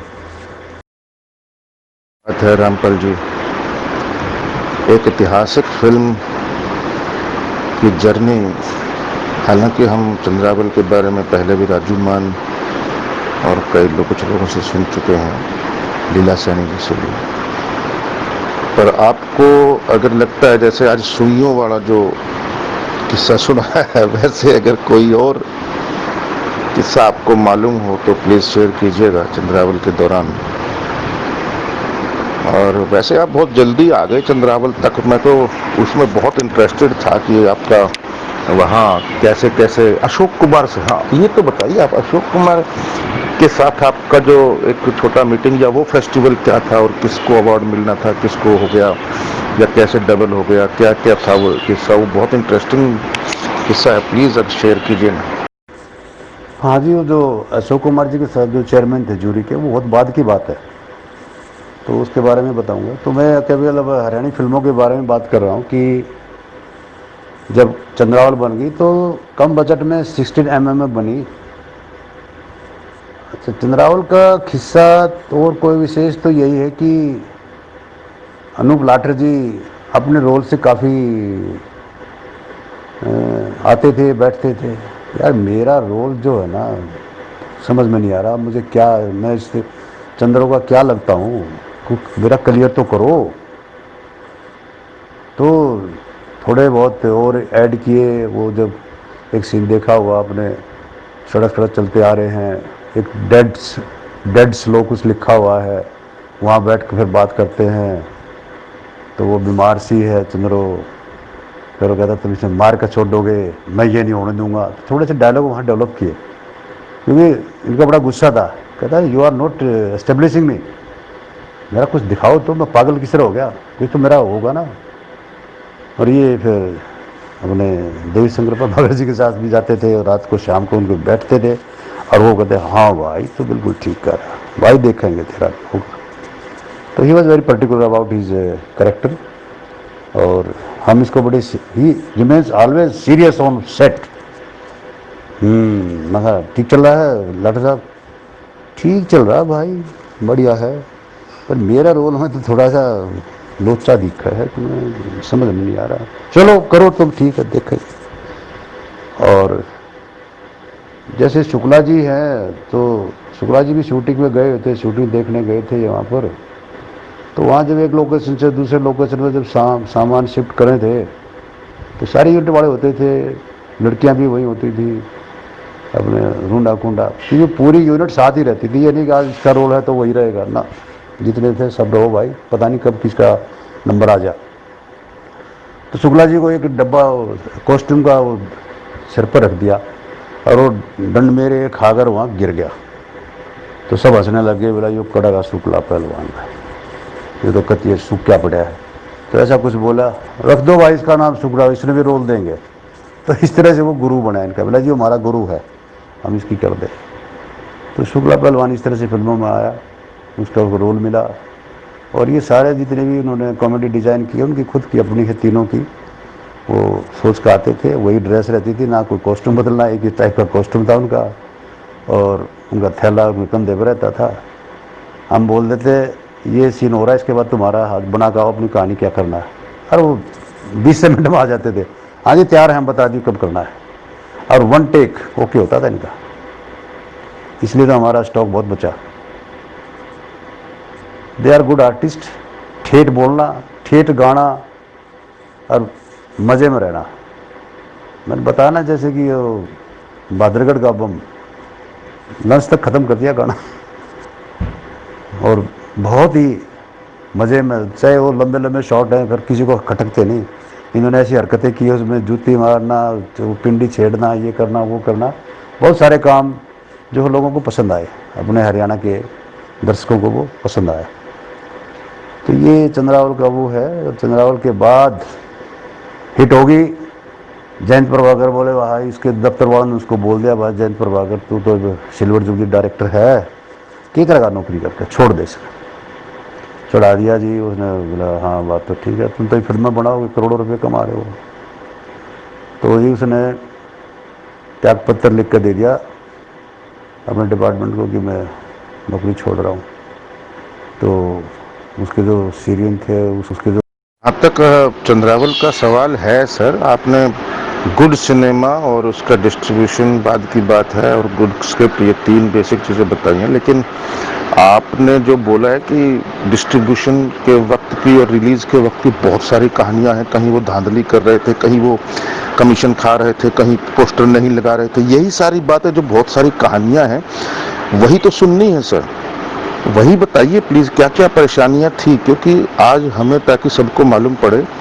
एक आपने तो क्योंकि सारी फिल्मों के प्रोडक्शन में सब कुछ रिलीज तक झेला है, सैल्यूट तक भी, और आगे भी दादा लक्ष्मी भी झेलेंगे तो आप प्लीज़ बताइए उस बारे में कि क्या परेशानियां आई थी। जी रामपाल जी, क्या बात। देखो, है तो स्ट्रगल तो सारे ही है जी बहुत, मतलब एक एक दिन, एक एक क्षण कितना महत्वपूर्ण और कीमती, एक एक फैसला। मतलब फिल्म बेच दी जाती तो क्या होता, फिल्म कमीशन पे किसी और को दे दी जाती तो क्या होता, और खुद चला ली तो उसका क्या हुआ। चाहे वो तजर्बे डिस्ट्रीब्यूशन के और सारे खा भी गए, सब ने खाया, सब ने धनवान हुए, लेकिन ये भी है प्रोड्यूसर भी धनवान हुए। तो है तो बहुत महत्वपूर्ण फैसले, बड़े मुश्किल फैसले हैं। और वही कहते हैं फिल्म का मुट्ठी बंद तो पता नहीं क्या होगा, और खुली मुट्ठी पे पता लगे भाई ये 1.25 लाख की खाक की। तो ये खुशकिस्मती थी हमारी भी, कलाकारों की भी, और पूरे हरियाणा वालों की भी बल्कि खुशकिस्मती थी कि ये फिल्म फिर इतनी क्लिक करी कि जिसने आगे एक बहार सी ला दी फिल्में बढ़ने के लिए, और खूब सारी फिल्में हरियाणवी बढ़नी शुरू हुई उसके बाद। और इसमें निसंदेह आपका एक बड़ा महत्वपूर्ण रोल है। और महत्वपूर्ण रोल आपका सिर्फ चंद्रावल, गुलाबो, लाडो बसंती और इन्हीं में ही नहीं है, आपका महत्वपूर्ण रोल अब उसके बाद भी आपका एक बहुत बड़ा रोल रहा है। इवन एनएफडीसी में होते हुए भी आप जब थे तो भी आपका एक बड़ा एनकरेजिंग रोल रहता था सब चीजों में। इवन लाडो में भी आपका सहयोग रहा है एक तरह से। तो सहयोग तो आपका सब में रहा, और आप कहीं ना कहीं बीच में हर ताने बाने में कहीं ना कहीं उसमें जुड़े रहे, और फिर आपका स्वभाव एक इस तरीके का मीठा था।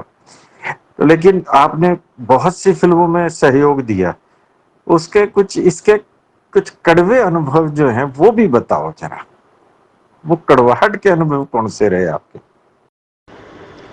तो जयंत प्रभाकर के जो जूनियर थे बड़े खुश थे कि हमें प्रमोशन मिल रही है, ये तो जाएगा, तो बहुत बढ़िया है, जाओ अब फिल्म बनाओ, ये है वो है। तो मैं खुश नहीं था ज़रा। मैं कहा, जयंत अभी मत दे, हरियाणा इंडस्ट्री इतनी इस्टेब्लिश नहीं है। कहता ना सारी फिल्में चल रही, कोई बात ना, देख लेंगे। तो ये त्याग पत्र देगा, हम चंडीगढ़ गए, बता दिया जी मैं बस त्याग पत्र दे दिया है। तो देव शंकर प्रभाकर जी ने मना किया, छुट्टी लेकर बना लिए, क्या जरूरत है, ये है। कहता नहीं, फिल्म ही बनानी है तो दो काम नहीं हो सकते, इसलिए। तो जी लाडो बसंती बढ़नी शुरू होगी, और 30 में खर्चा करेंगे, अच्छा पैसे बहुत हैं। 35 में शूट करेंगे, डबिंग करेंगे, अच्छे कॉस्ट्यूम है, अच्छा शेड्यूल भी बढ़ा दिया, और लोकेशन भी डिफरेंट, बहुत 8-9 लाख रुपए खर्च हुए इसमें लगभग। उस टाइम डबिंग भी हुई इसकी, बॉम्बे में डबिंग की, जो कि चंद्रावल में बिल्कुल डबिंग नहीं थी। और सब्जेक्ट भी अच्छा था, फौजी का सब्जेक्ट था, गाने अच्छे थे। तो वो पर फिल्म क्लिक नहीं हुई, मेहनत करने के बावजूद भी तो फिल्म भी क्लिक हुई। हम भी सोचते रह गए क्या कमी रह गई भाई, तो वो फिल्म नहीं चली।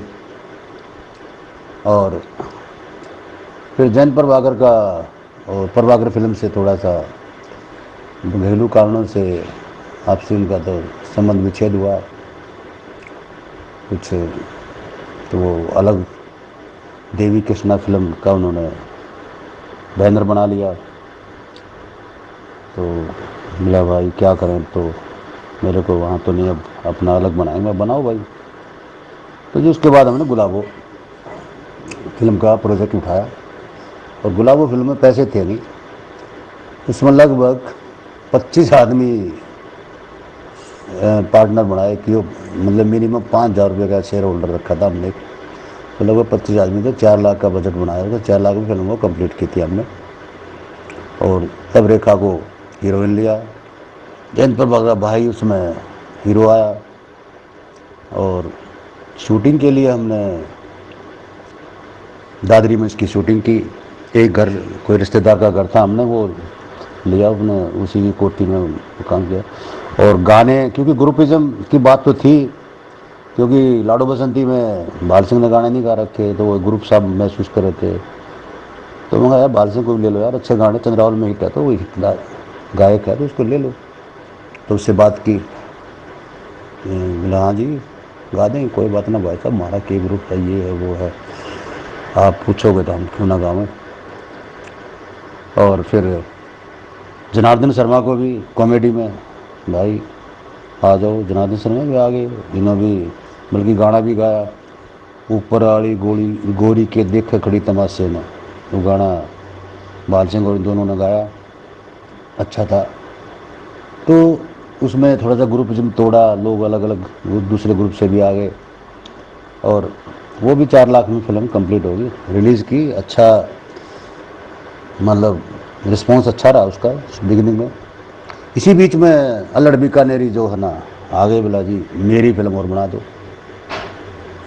और जल्दी कर दो, बोला पैसे तैयार पड़े हैं, और ये क्या करें। मैं कहा जी अभी तो हम ये रिलीज़ की है, हम इसको संभाल नहीं पाएंगे ना, ये तो रिलीज़ कर दिया, आपकी हिट है फिल्म, बनाओ।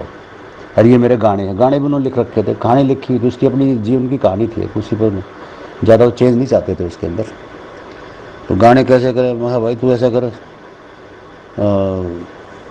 राजू मान को बुलाया जी, राजू मान आप जाओ बॉम्बे, हरी गाने करवा लो। वेदपाल जी म्यूजिक डायरेक्टर, क्योंकि गुलाबों में काफ़ी ट्यूनिंग हो गई थी हमारी उनके साथ। पुरानी आदमी थे वो, बड़े ही मीठे, और हर चीज़ के लिए वो तैयार रहते थे, और कम बजट के अंदर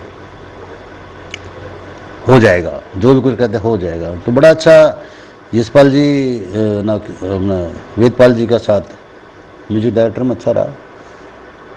और राजू मान जी जो है ना, गाने खुद अकेले करा के लाए, बाल सिंह ने भी गाने गाए इसमें कई लोगों ने अच्छा, मतलब राजू मान भी अच्छा म्यूजिक करा के लाए। और फिर छोटी साड़ी हमने बनाई, उसमें काफ़ी टाइम लग गया, और गुलाबो चल रही थी, उसकी शूटिंग चल रही थी। तो मैं यहाँ एक बात कहना चाहूँगा कि कभी कभी डायरेक्टर में या टेक्नीशियन में थोड़ा सा प्राउड सा हो जाता है कि हम जो बनाओगे चल जाएगा, हमारी बात चलेगी, और ये है। और अब जो दूसरा प्रोड्यूसर हो जाए ना, तो थोड़ा लेथार्जिक भी हो जाए, कौन सा आपकी जेब से खर्च हो रहा है, तो ये नहीं होना चाहिए। ये हुआ उस फिल्म में थोड़ा सा, कहीं शूटिंग लंबी चल गई, शूटिंग बीच में रुक भी गई, और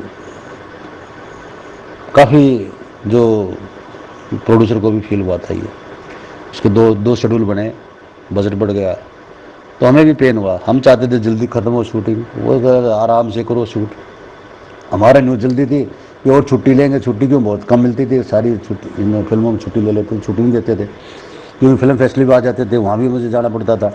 तो मेरा जल्दी नहीं हो रहा है, अगर जल्दी शूटिंग ख़त्म हो, और बाकी प्रोड्यूसर भी चाहता हो कम खर्चा हो, पर वो धीमी गति से जो है ना, धीमी गति के समाचार जब हो जाते हैं ना, वो महंगा पड़ जाता है।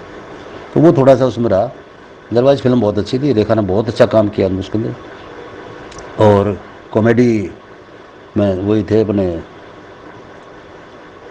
नसीब सिंह कुंडू, और उनके साथ एक और थे। तो ये 3-4 फिल्में हमने हरियाणा में की, और फिर नहीं चली, और फिल्में छोटी साड़ी भी नहीं चल पाई, कमर्शियली हिट नहीं हुई। तो ये सारा एक बीच में ठहराव सा आ गया। जयंत प्रभाकर उन्हें उनकी छोड़ दी थी, तो उसमें कुछ प्रोविज़न होता है कि भाई आप 6 महीने के अंदर अगर दे देते हो कि मुझे रेजिग्नेशन वापस लेना है, तो मैंने इसकी एक चिट्ठी दे दी थी उसके डिपार्टमेंट में कि please reconsider my request, I don't want to, जो मैंने प्लान किया था वो सक्सेस नहीं हो रहा, तो I will join again. Jain को मैंने बताया नहीं, तो उसके जो डिपार्टमेंट के थे, अरे बॉस आप वापस ले रहे हो रेजिग्नेशन, आपका तो हो गया था, ये है बोला नहीं, कहते नहीं आपने चिट्ठी लिखी है, वो तो इसको रिकन्सिडर कर रहे हैं। डायरेक्टर कह रहे ठीक है वापस आना चाहता आ जाओ, अभी तो हम कंसिडर कर लेंगे। तो जयंत ने फिर मना कर दिया, ना भाई मैं नहीं, अब नौकरी नहीं करनी, मैंने फिल्म ही बनानी है। तो वो इस तरह से वो फिल्म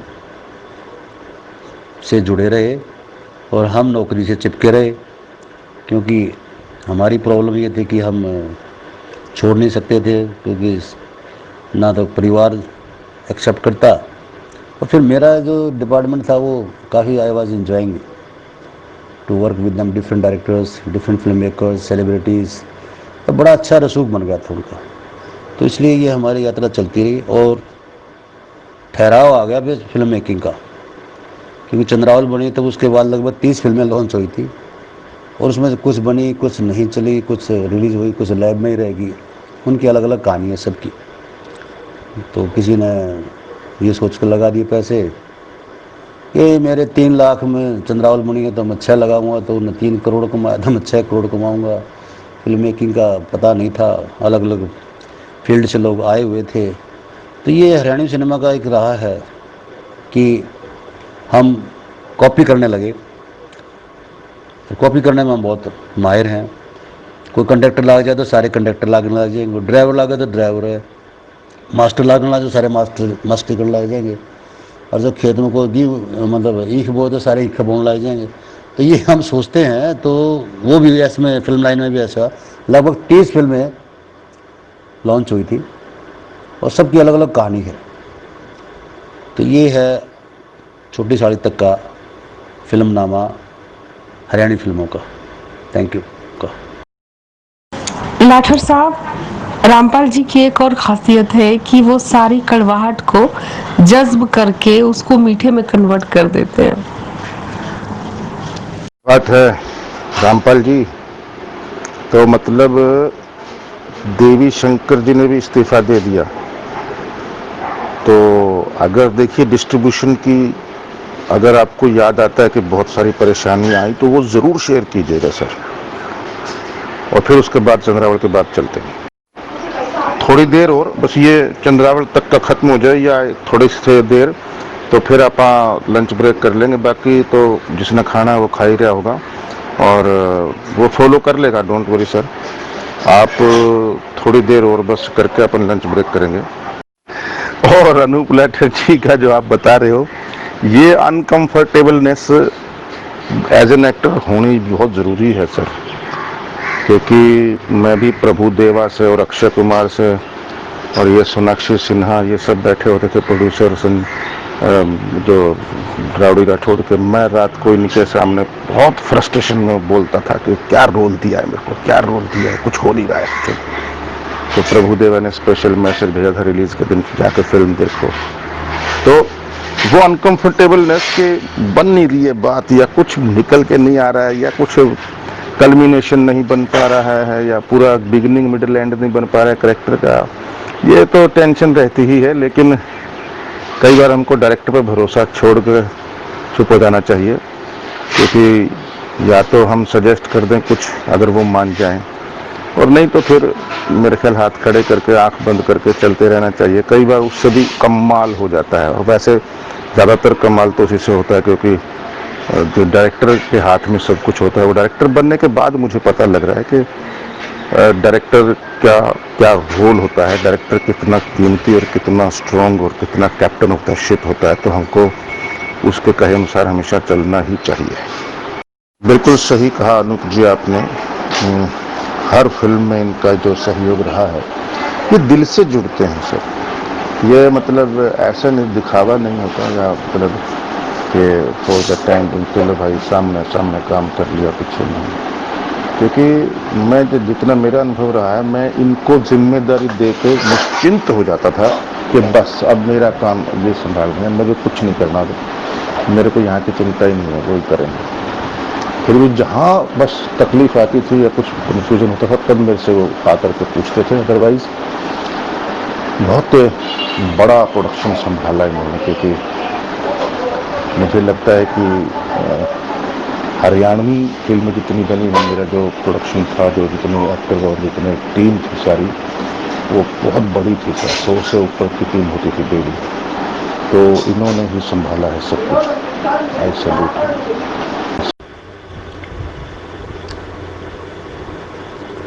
कड़वे अनुभव तो लाठा साहब, फिल्म बनाए फिर ना चले ना, वो बड़े कड़वे अनुभव हैं। क्योंकि गुलाबों में 25 लोग जोड़े और वो रिलीज़ भी हुई, पैसा आया, किसी में थोड़ा सा लोग सेटिस्फाइड नहीं हुए, भाई हिसाब ठीक नहीं है, यो नहीं, इतना खर्चा क्यों कर हो गया। बेचारे ने 5-5 हज़ार रुपये दे रखे थे, वो ज़्यादा बोलते थे, ज़्यादा वाले नहीं बोलते थे। और लगभग 70% पैसा वापस आ गया था उस फिल्म का। और फिर कुछ वो गुलाबो एक ऐसी फिल्म थी जो पहली बार दूरदर्शन पर आई थी, LPT ट्रांसमिशन पर। बात किया वहाँ से, भाई इसको चलाओ, कुछ पैसा आ जाए, तो कुछ पैसा वहाँ से आया। तो कड़वे अनुभव तो यही हैं कि जो लोग पैसा जिसका पूरा नहीं हो, कुछ तो फिर कहा हमारे तो पीछे दो, तुमने बिठा दिए, कति लुटवा दिए, यूँ थोड़ा था। अरे सिनेमा एक ऐसी चीज़ है कि जिसमें आप किस चीज़ प्रेडिक्ट नहीं कर सकते। सबसे बड़ा जुआ है फाइनेंशियली अगर देखा जाए तो। अगर चंद्रावल वो 8 लाख में बेच देते वो तो फिर भी उनको 5 या 4 लाख बच जाते, पछतावा भी होता उनको जब इतने पैसे कमा रही होती। तो डिसीजन वो किस्मत की बात है जी सारी। और ये बात भी है सर कि हमने सारे ताने बाने कर लिए लाडो बसंती में, सब कुछ यूज़ किया, पैसा भी खर्च किया, 35 में भी किया, डबिंग भी की, सब्जेक्ट भी बहुत अच्छा था, पता नहीं क्यों नहीं चली, समझ नहीं पाए। और चंद्रावल आज भी देखे हैं तो आज भी मज़ा आवे है, वो फिल्म देखें लाडो बसंती तो भी मज़ा आवे है।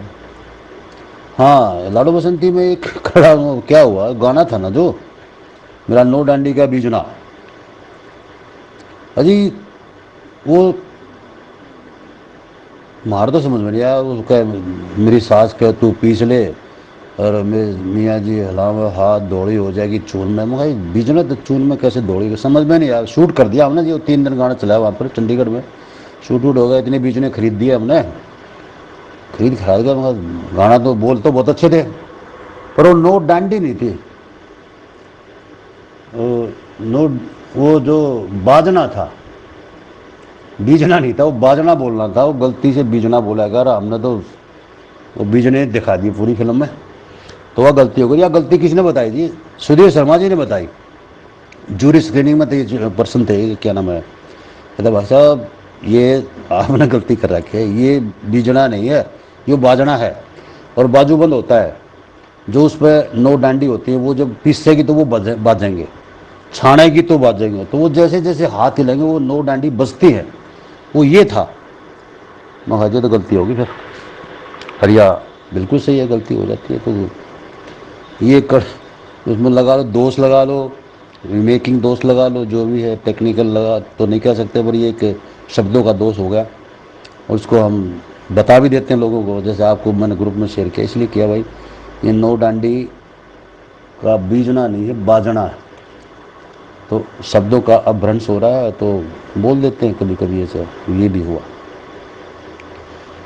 तो जी कुछ गैप के बाद फिल्म नेचा लेजेंड पर बोला यार फिल्म तो बढ़ा ले, ये कदम किस तरह। फिर ओपीजी का बड़ा योगदान रहा। ओपीजी हमारे गुलाबों में भी बहुत योगदान दिया उन्होंने, गाने लिखे इन्होंने ओपीजी ने। और मेरी बहू गुणादिराम गुलाबो छोर ने ओपीजी का लिखा हुआ गाना बड़ा हिट है। सारे फौजी गाँव हैं इसने, छुट्टियाँ जब गाँव में छुट्टी, और यूनिट में तो गाँव है, तो बड़ा हिट गाना है। और ओपीजी ने गाने लिखे, ओपीजी ने फाइनेंशियली भी हेल्प की इसमें। और क्योंकि उस टाइम ओपीजी अपने पूरे उस पर सुरूर में थे, लिखने में भी, और फाइनेंशियली बहुत अच्छे थे, बड़ा अच्छा था। इनके यहाँ प्रोड्यूसरों की मतलब भीड़ लगी रहा करती, हम जाते थे और यही हमें दिखते थे, अगर पैसा ना होता ही ना बोल दिया जी कुछ तो करो ना, हो जाएगा। तो बड़े दिलदार आदमी हैं, लिखने में भी, मन के भी और धन के भी रहे उस टाइम। अब हालात बदल के दूसरी बात है, बट इनका वो कोऑपरेशन है हमें हमेशा याद रहेगा, देयर ऑलवेज विद यू। तो ओपीजी का योगदान, ओपीजी ने उसमें पैसे लगाए, फिर बाद में गुलाबों के बाद में ओपीजी ने खुद कहा एक और बनाओ जी, बढ़िया बनाओ, और कोई ऐब नहीं करना है, दारू वारू नहीं पीनी है, सब कुछ सब छोड़ दो, कोई आप जितना भी सब चलो। और उसने हरीश अरोड़ा जी को भी शामिल किया फिर उसमें। हरीश जी ने बड़ा विचार करके हाँ बड़ी हाँ ठीक है कर लेते हैं, और कोई ऐब नहीं होगा, ड्रिंक व्रिंक नहीं करेंगे, क्योंकि हम लाइन तो उतर गए थे, कुछ लोग ड्रिंक करके, शूटिंग लंबी हो गई थी, ये है वो बड़ा। तो ओपीजी, मैं और शायद राजू मान भी थे, और अपना हरीश अरोड़ा जी, जयंत प्रभाकर, सारे गए हरिद्वार, वहाँ डुबकी लगा के आए, कसम खाई कि बिल्कुल इत्मीनान से फिल्म बनाएंगे, ईमानदारी से फिल्म बनाएंगे, कोई किसी प्रकार का वो नहीं करेंगे। वो फिल्म बनाई, बड़ा अच्छी फिल्म बनी, और कहानी में, गानों में, डायलॉग में, संवाद में, और रविंद्र जैन जी ने गाना भी गाया उसके अंदर, म्यूज़िक भी उसका जो गाना जिसका उसका नाम है वेदपाल जी का ही था, पर वो गाना जो टाइटल सॉन्ग है, सदा रही है सदा रहेंगी झगड़े की जड़ तीन, तो जर जोरू और ज़मीन, तो वो अच्छी फिल्म लगी, बनी भी अच्छी। अब टैक्स माफ़ के लिए गए तो टैक्स माफ़ नहीं हो रहा, तो हरीश अरोड़ा जी ने कहा भाई मैं करवाता हूँ। उन्होंने, देवीलाल जी थे मुख्यमंत्री, तो उन्होंने मना कर दिया। 2-3 बार हम प्रेस शो भी करके आए वहाँ पर चंडीगढ़ में, और खर्चा करें, हाँ जी करेंगे करेंगे। तो डिपार्टमेंट का तो इतना बुरा हाल था कि ये कटु अनुभव है जी हमारे, जो आप कर कि वहाँ जाओ, उनको फिल्म दिखाओ, वो हॉल बुक करो, इतने लोगों का खाना करो, और फिर कुछ ना हो। प्रोड्यूसर तो पहले मरा हुआ होता है, और वो सरकार और खर्चा करवा देती है, वहाँ पर अपने आराम से फिल्म देख कर चले जाएँ खा पी के, और बाद में कुछ नहीं। तो ये बड़ा कटु अनुभव है। तो क्या हुआ उसमें, अपने हरीश अरोड़ा जी की बड़े अच्छे संबंध थे अपने मंगल सेन जी से, इनके वो देवीलाल की सरकार में भागीदार थे, तो उनसे उन्होंने कहा जी टैक्स माफ़ करो। तो एक और शो रखा वहाँ पर चंडीगढ़ में, और वो मंगल सेन जी ने देवीलाल जी को कहा जी इसको करो जी बस। तो तब ये टैक्स माफ़ हुआ था 10 स्टेशन का। और फिर हम रिलीज़ करने जाए तो थिएटर ना मिले, ना जी थिएटर नहीं। बाबा थिएटर में गए थे हम पहले, सोनीपत दिखाया, अपने पोस्टर कार्ड दिखाए, मैं ये है देखे, हाँ जी है तो अच्छे, पर कोना चले जी, हरियाणी फिल्म चलती नहीं, वो दुर्मंत उसकी आ रही है, अमिताभ बच्चन की है, फलाना है ये। तो जी फिर हमारी फिल्म लिबर्टी सिनेमा ने एक्सेप्ट की, कहता ठीक है जी लगा दो।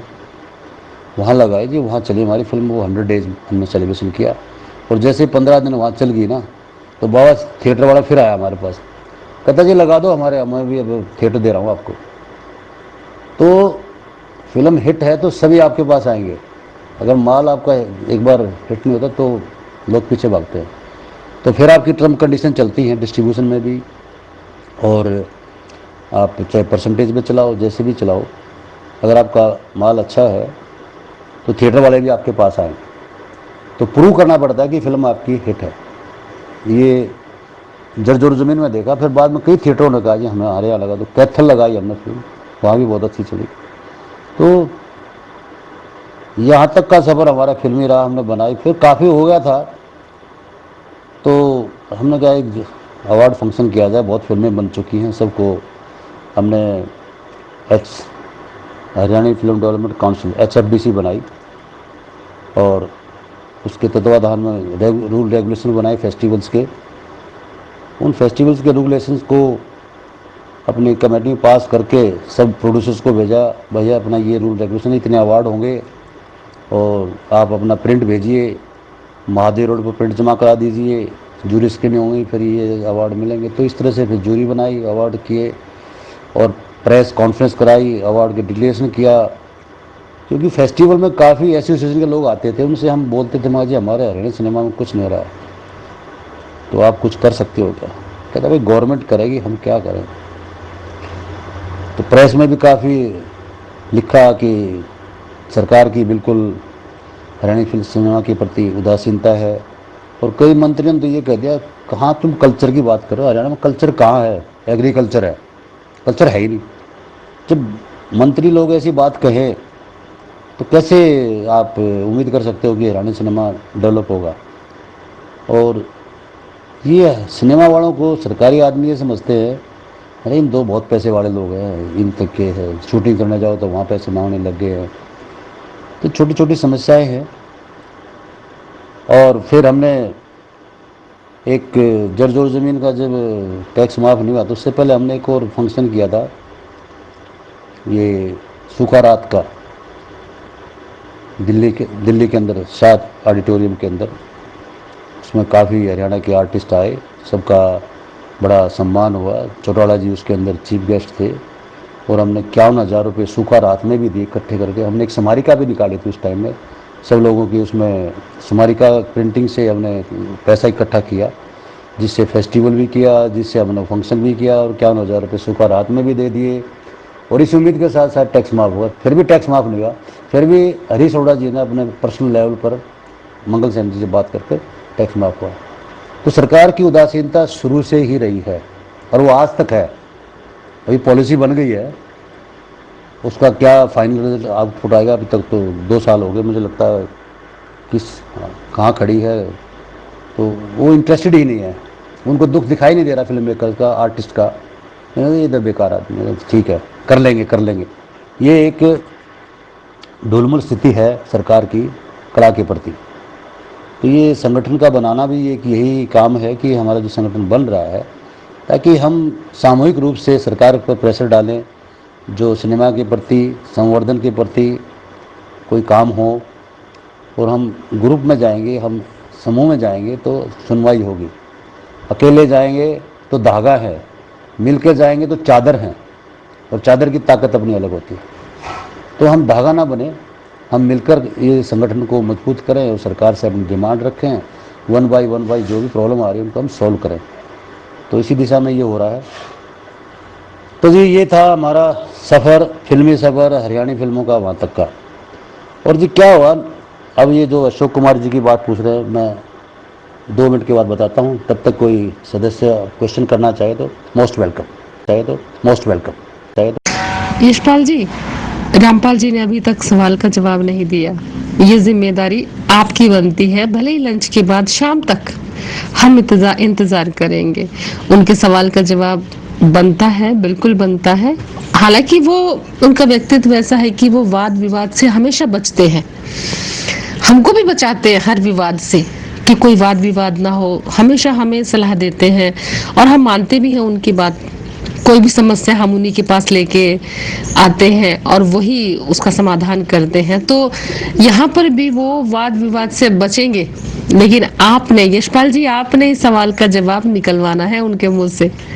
मुझे इंतजार रहेगा। यशपाल जी लंच ब्रेक कर लेते हैं, क्योंकि मेरे यहाँ सोसाइटी के ऑफिस से भी 2-4 फ़ोन आ चुके हैं, वो कोरोना पॉजिटिव आ रहा है, उसके बारे में कुछ करना है। तो can we have break of 10-15 minutes, और फिर बाद में फिर जुड़ते हैं, फिर आगे का सफ़रनामा सुनाते हैं आपको। तो please stay tune for another 15 minutes. Thank you. हाँ, तो रामपाल जी छोटी साड़ी तक ही अभी रहते हैं, उसके आगे नहीं बढ़ते हैं। पहले अपन ब्रेक कर लेंगे थोड़ा सा, फिर मिलते हैं 4 बजे, और अभी ब्रेक कर लेते हैं। और बस इसमें मुझे एक सवाल का जवाब बस आप अभी दें या बाद में, वो तो पढ़ लेंगे आपके इच्छा अनुसार।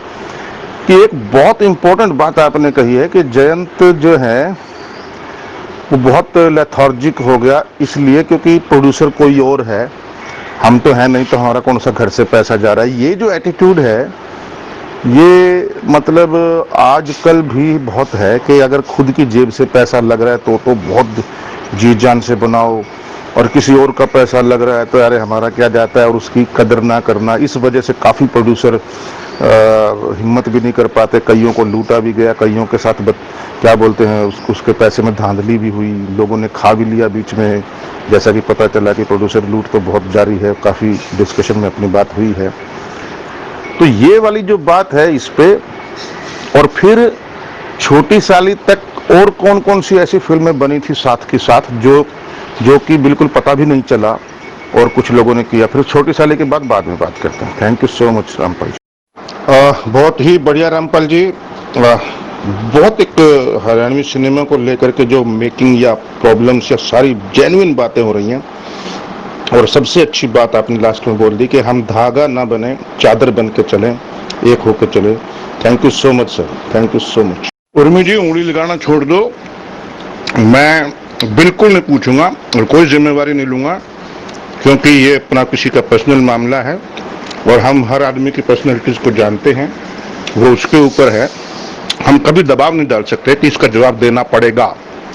तो ये उनके ऊपर है, उन्होंने पढ़ लिया, 3-4 बार हम पूछ चुके हैं, उन्होंने पढ़ लिया है। जब वो चाहेंगे तो देंगे और नहीं चाहेंगे तो मत दें, कोई इसमें जबरदस्ती नहीं है। ये ग्रुप इस तरीके से तो नहीं चलेगा मेरे ख्याल से। आपकी जिम्मेवारी है, आप पूछ रहे हैं तो आपका जिम्मेवारी लीजिए, मेरे ऊपर मत छाप जाए, क्योंकि मैं ये जिम्मेवारी नहीं लूंगा कि मैं पूछ के ही आपकी जिम्मेवारी पूछिए, क्योंकि उंगली लगानी है बहुत है, तो उससे बचना चाहिए। जी रामपाल जी 4 बजे मिलते हैं। उर्मी जी प्रॉब्लम यह है, आप एक सीरियस आदमी की ड्यूटी लगा रहे हैं सीरियस आदमी से पूछने की, तो वो मुझे लगता नहीं हो पाएगा, तो आपको आना पड़ेगा बीच में। जी यशपाल जी, आपने बिल्कुल ठीक कहा। और एक्चुअली क्या है कि इंटरव्यू फ्लैट ना चले, थोड़ा मनोरंजक रहे, थोड़ा हास्य विनोद रहे, इस करके थोड़ा सा इस तरह की फुहारे छोड़ रही हूँ, इस तरह के सवाल कर रही हूँ कि थोड़ी रोचकता बनी रहे कार्यक्रम की। दूसरी बात है कि रामपाल जी से इतना दिली रिश्ता हो गया है मेरा भी सैल्यूट के बाद कि मुझे अपने घर के मुखिया जैसे लगते हैं, बड़े भाई हैं। लेकिन जब इस तरह से फिल्म इंडस्ट्री के अनुभव पूछ रहे हैं तो इन सवालों को पूछने में तो कोई हर्ज नहीं है। मुझे लगता है शायद वो इसमें संकोच कर रहे हैं कि मैं उर्मिल को क्या जवाब दूं। दूसरी बात है कि यशपाल जी, मैं आपको बता दूं कि हमारे जो रामपाल जी हैं वो इतने युवा हैं कि जो हम इस एज में हैं वो हमारी एज के लगते हैं। जब वो 100 साल के हो जाएंगे उसके बाद वो अपनी चुप्पी तोड़ेंगे। जो मैं 60 साल के बाद हम सोचते हैं कि बताएं, वो 100 साल के बाद बताएंगे, क्योंकि वो अभी युवा है और कोई रिस्क नहीं लेना चाहते। सच वो बोलेंगे नहीं, झूठ वो बोल नहीं सकते, तो इसमें भी कोई पहेली तो होगी। बाकी मैं अपने लेवल पे उनसे सवाल का जवाब तो निकलवाऊंगी, बिल्कुल शाम तक उनका जवाब आ भी जाएगा। बिल्कुल, आप मोस्ट वेलकम है, आपका स्वागत है, आप जवाब निकलवाइए। लेकिन मैं क्योंकि 3 बार वो पढ़ चुके हैं तो मैं किसी पर ज़्यादा दबाव डालना ठीक नहीं समझता, जबकि ग्रुप में 20 साल से लेकर के 80 साल तक के लोग हैं। इसलिए शायद हो सकता है 40 के ऊपर 45 के ऊपर सब होते तो मैं भी दबाव डाल देता, लेकिन मैं बिल्कुल नहीं बोलूँगा ऐसे कि पब्लिकली मैं उनसे कोई भी जो उनको अच्छा ना लगे, अगर वो दबाव देना चाहें तो देखो अभी तक तो दे दिया होता, लेकिन मैं बिल्कुल दबाव नहीं डालूंगा।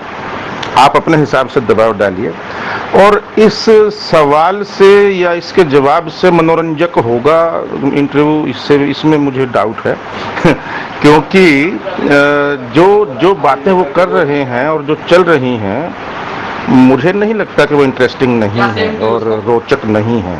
और अगर हम सिनेमा के लोग हैं तो बिल्कुल रोचक हैं, और इसीलिए यही तो मकसद है एसोसिएशन बनाने का, यही तो चीज़ें हैं जो हमको पता करनी है या जानकारी लेनी है सीनियर लोगों से, या जो भी है। हर किसी का इंटरव्यू कुछ ना कुछ देकर जाता है, तो ये इंटरव्यू कुछ, ये जो जानकारी है, ये जो जीवन यात्रा है, ये कुछ अलग दे रही है, जिसमें हम लोग बहुत मार खा जाते हैं। डिस्ट्रीब्यूशन है, प्रोडक्शन है, मेकिंग है, कैसे उसकी प्रोसेस रही, कैसे कौन लेथार्जिक हो गया, कौन सीरियस है, कौन ये है, किस तरीके से फिल्म का क्या हश्र हुआ, कैसे जैसे जब तक आग में चलना था तब चंद्रावल बनी तो हिट हो गई, फिर आराम से अय्याशी हो गई, मतलब अय्याशी का मतलब थोड़ा आराम हो गया, फिर फिल्में वैसी ही हो गई।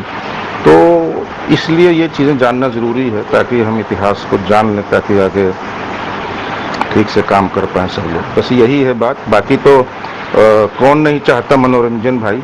तो मेरा तो यही स्टाइल है, लेकिन मैं तो इसी स्टाइल में ही करूँगा। लेकिन मैं तो देखो, आज भी मैंने रामपाल जी को बोला था रेखा जी का इंटरव्यू लेने के लिए, लेकिन मैं क्या करूँ, मजबूरी में आना पड़ा क्योंकि रुक गई थी यात्रा एकदम से। तो फिर इसलिए कूदा हूँ मैं बीच में। अदरवाइज मैंने तो उनको दोनों को ही रख लिया था ना कि आपस में आप कर लो, बात हो गई। और मैं तो बोल रहा हूँ कि हर रोज कोई एक नया बंदा आए इनिशिएटिव ले कि आज मेरे कंधे पे है, मैं संभालूंगा, बाकी लोग इंटर करते रहेंगे। संदीप की और हमारी बात भी हुई थी इस बारे में, और हमने कोशिश भी की, लेकिन हो नहीं पाया वो सक्सेसफुल। तो बात रुक जाती है या बात सही दिशा में नहीं जा पाती है, तब हम लोग कूद पड़ते हैं, क्या करेंगे। तो इसीलिए अगर कोई वॉलंटियरली बोले कि आज मैं संभालूंगा, आज शाम को बोले कि कल मैं संभालूंगा, कोई भी हो, तो देन ये होता है। तो फिर उस जज्बे को तो हम सलाम करेंगे और पूरी जिम्मेवारी छोड़ देंगे उसके ऊपर कि आप मनोरंजक बनाइए उसको, लेकिन दिशा सही होनी चाहिए ताकि हम उसका पूरा निचोड़, उसके जीवन का जितना है उसकी जानकारी या उसकी नॉलेज या हम ले पाएं। कहीं ऐसा ना हो कि इसी मजाक मजूक में और इस तरीके की चीज़ों में हम असली बातें छूट जाएं, है ना। बस यही है Urmi. Thank you so much. लेकिन आपने कंसर्न समझा और जवाब दिया, तो आप मोस्ट वेलकम हैं। आप बिल्कुल उनसे पूछिए। Thank you so much.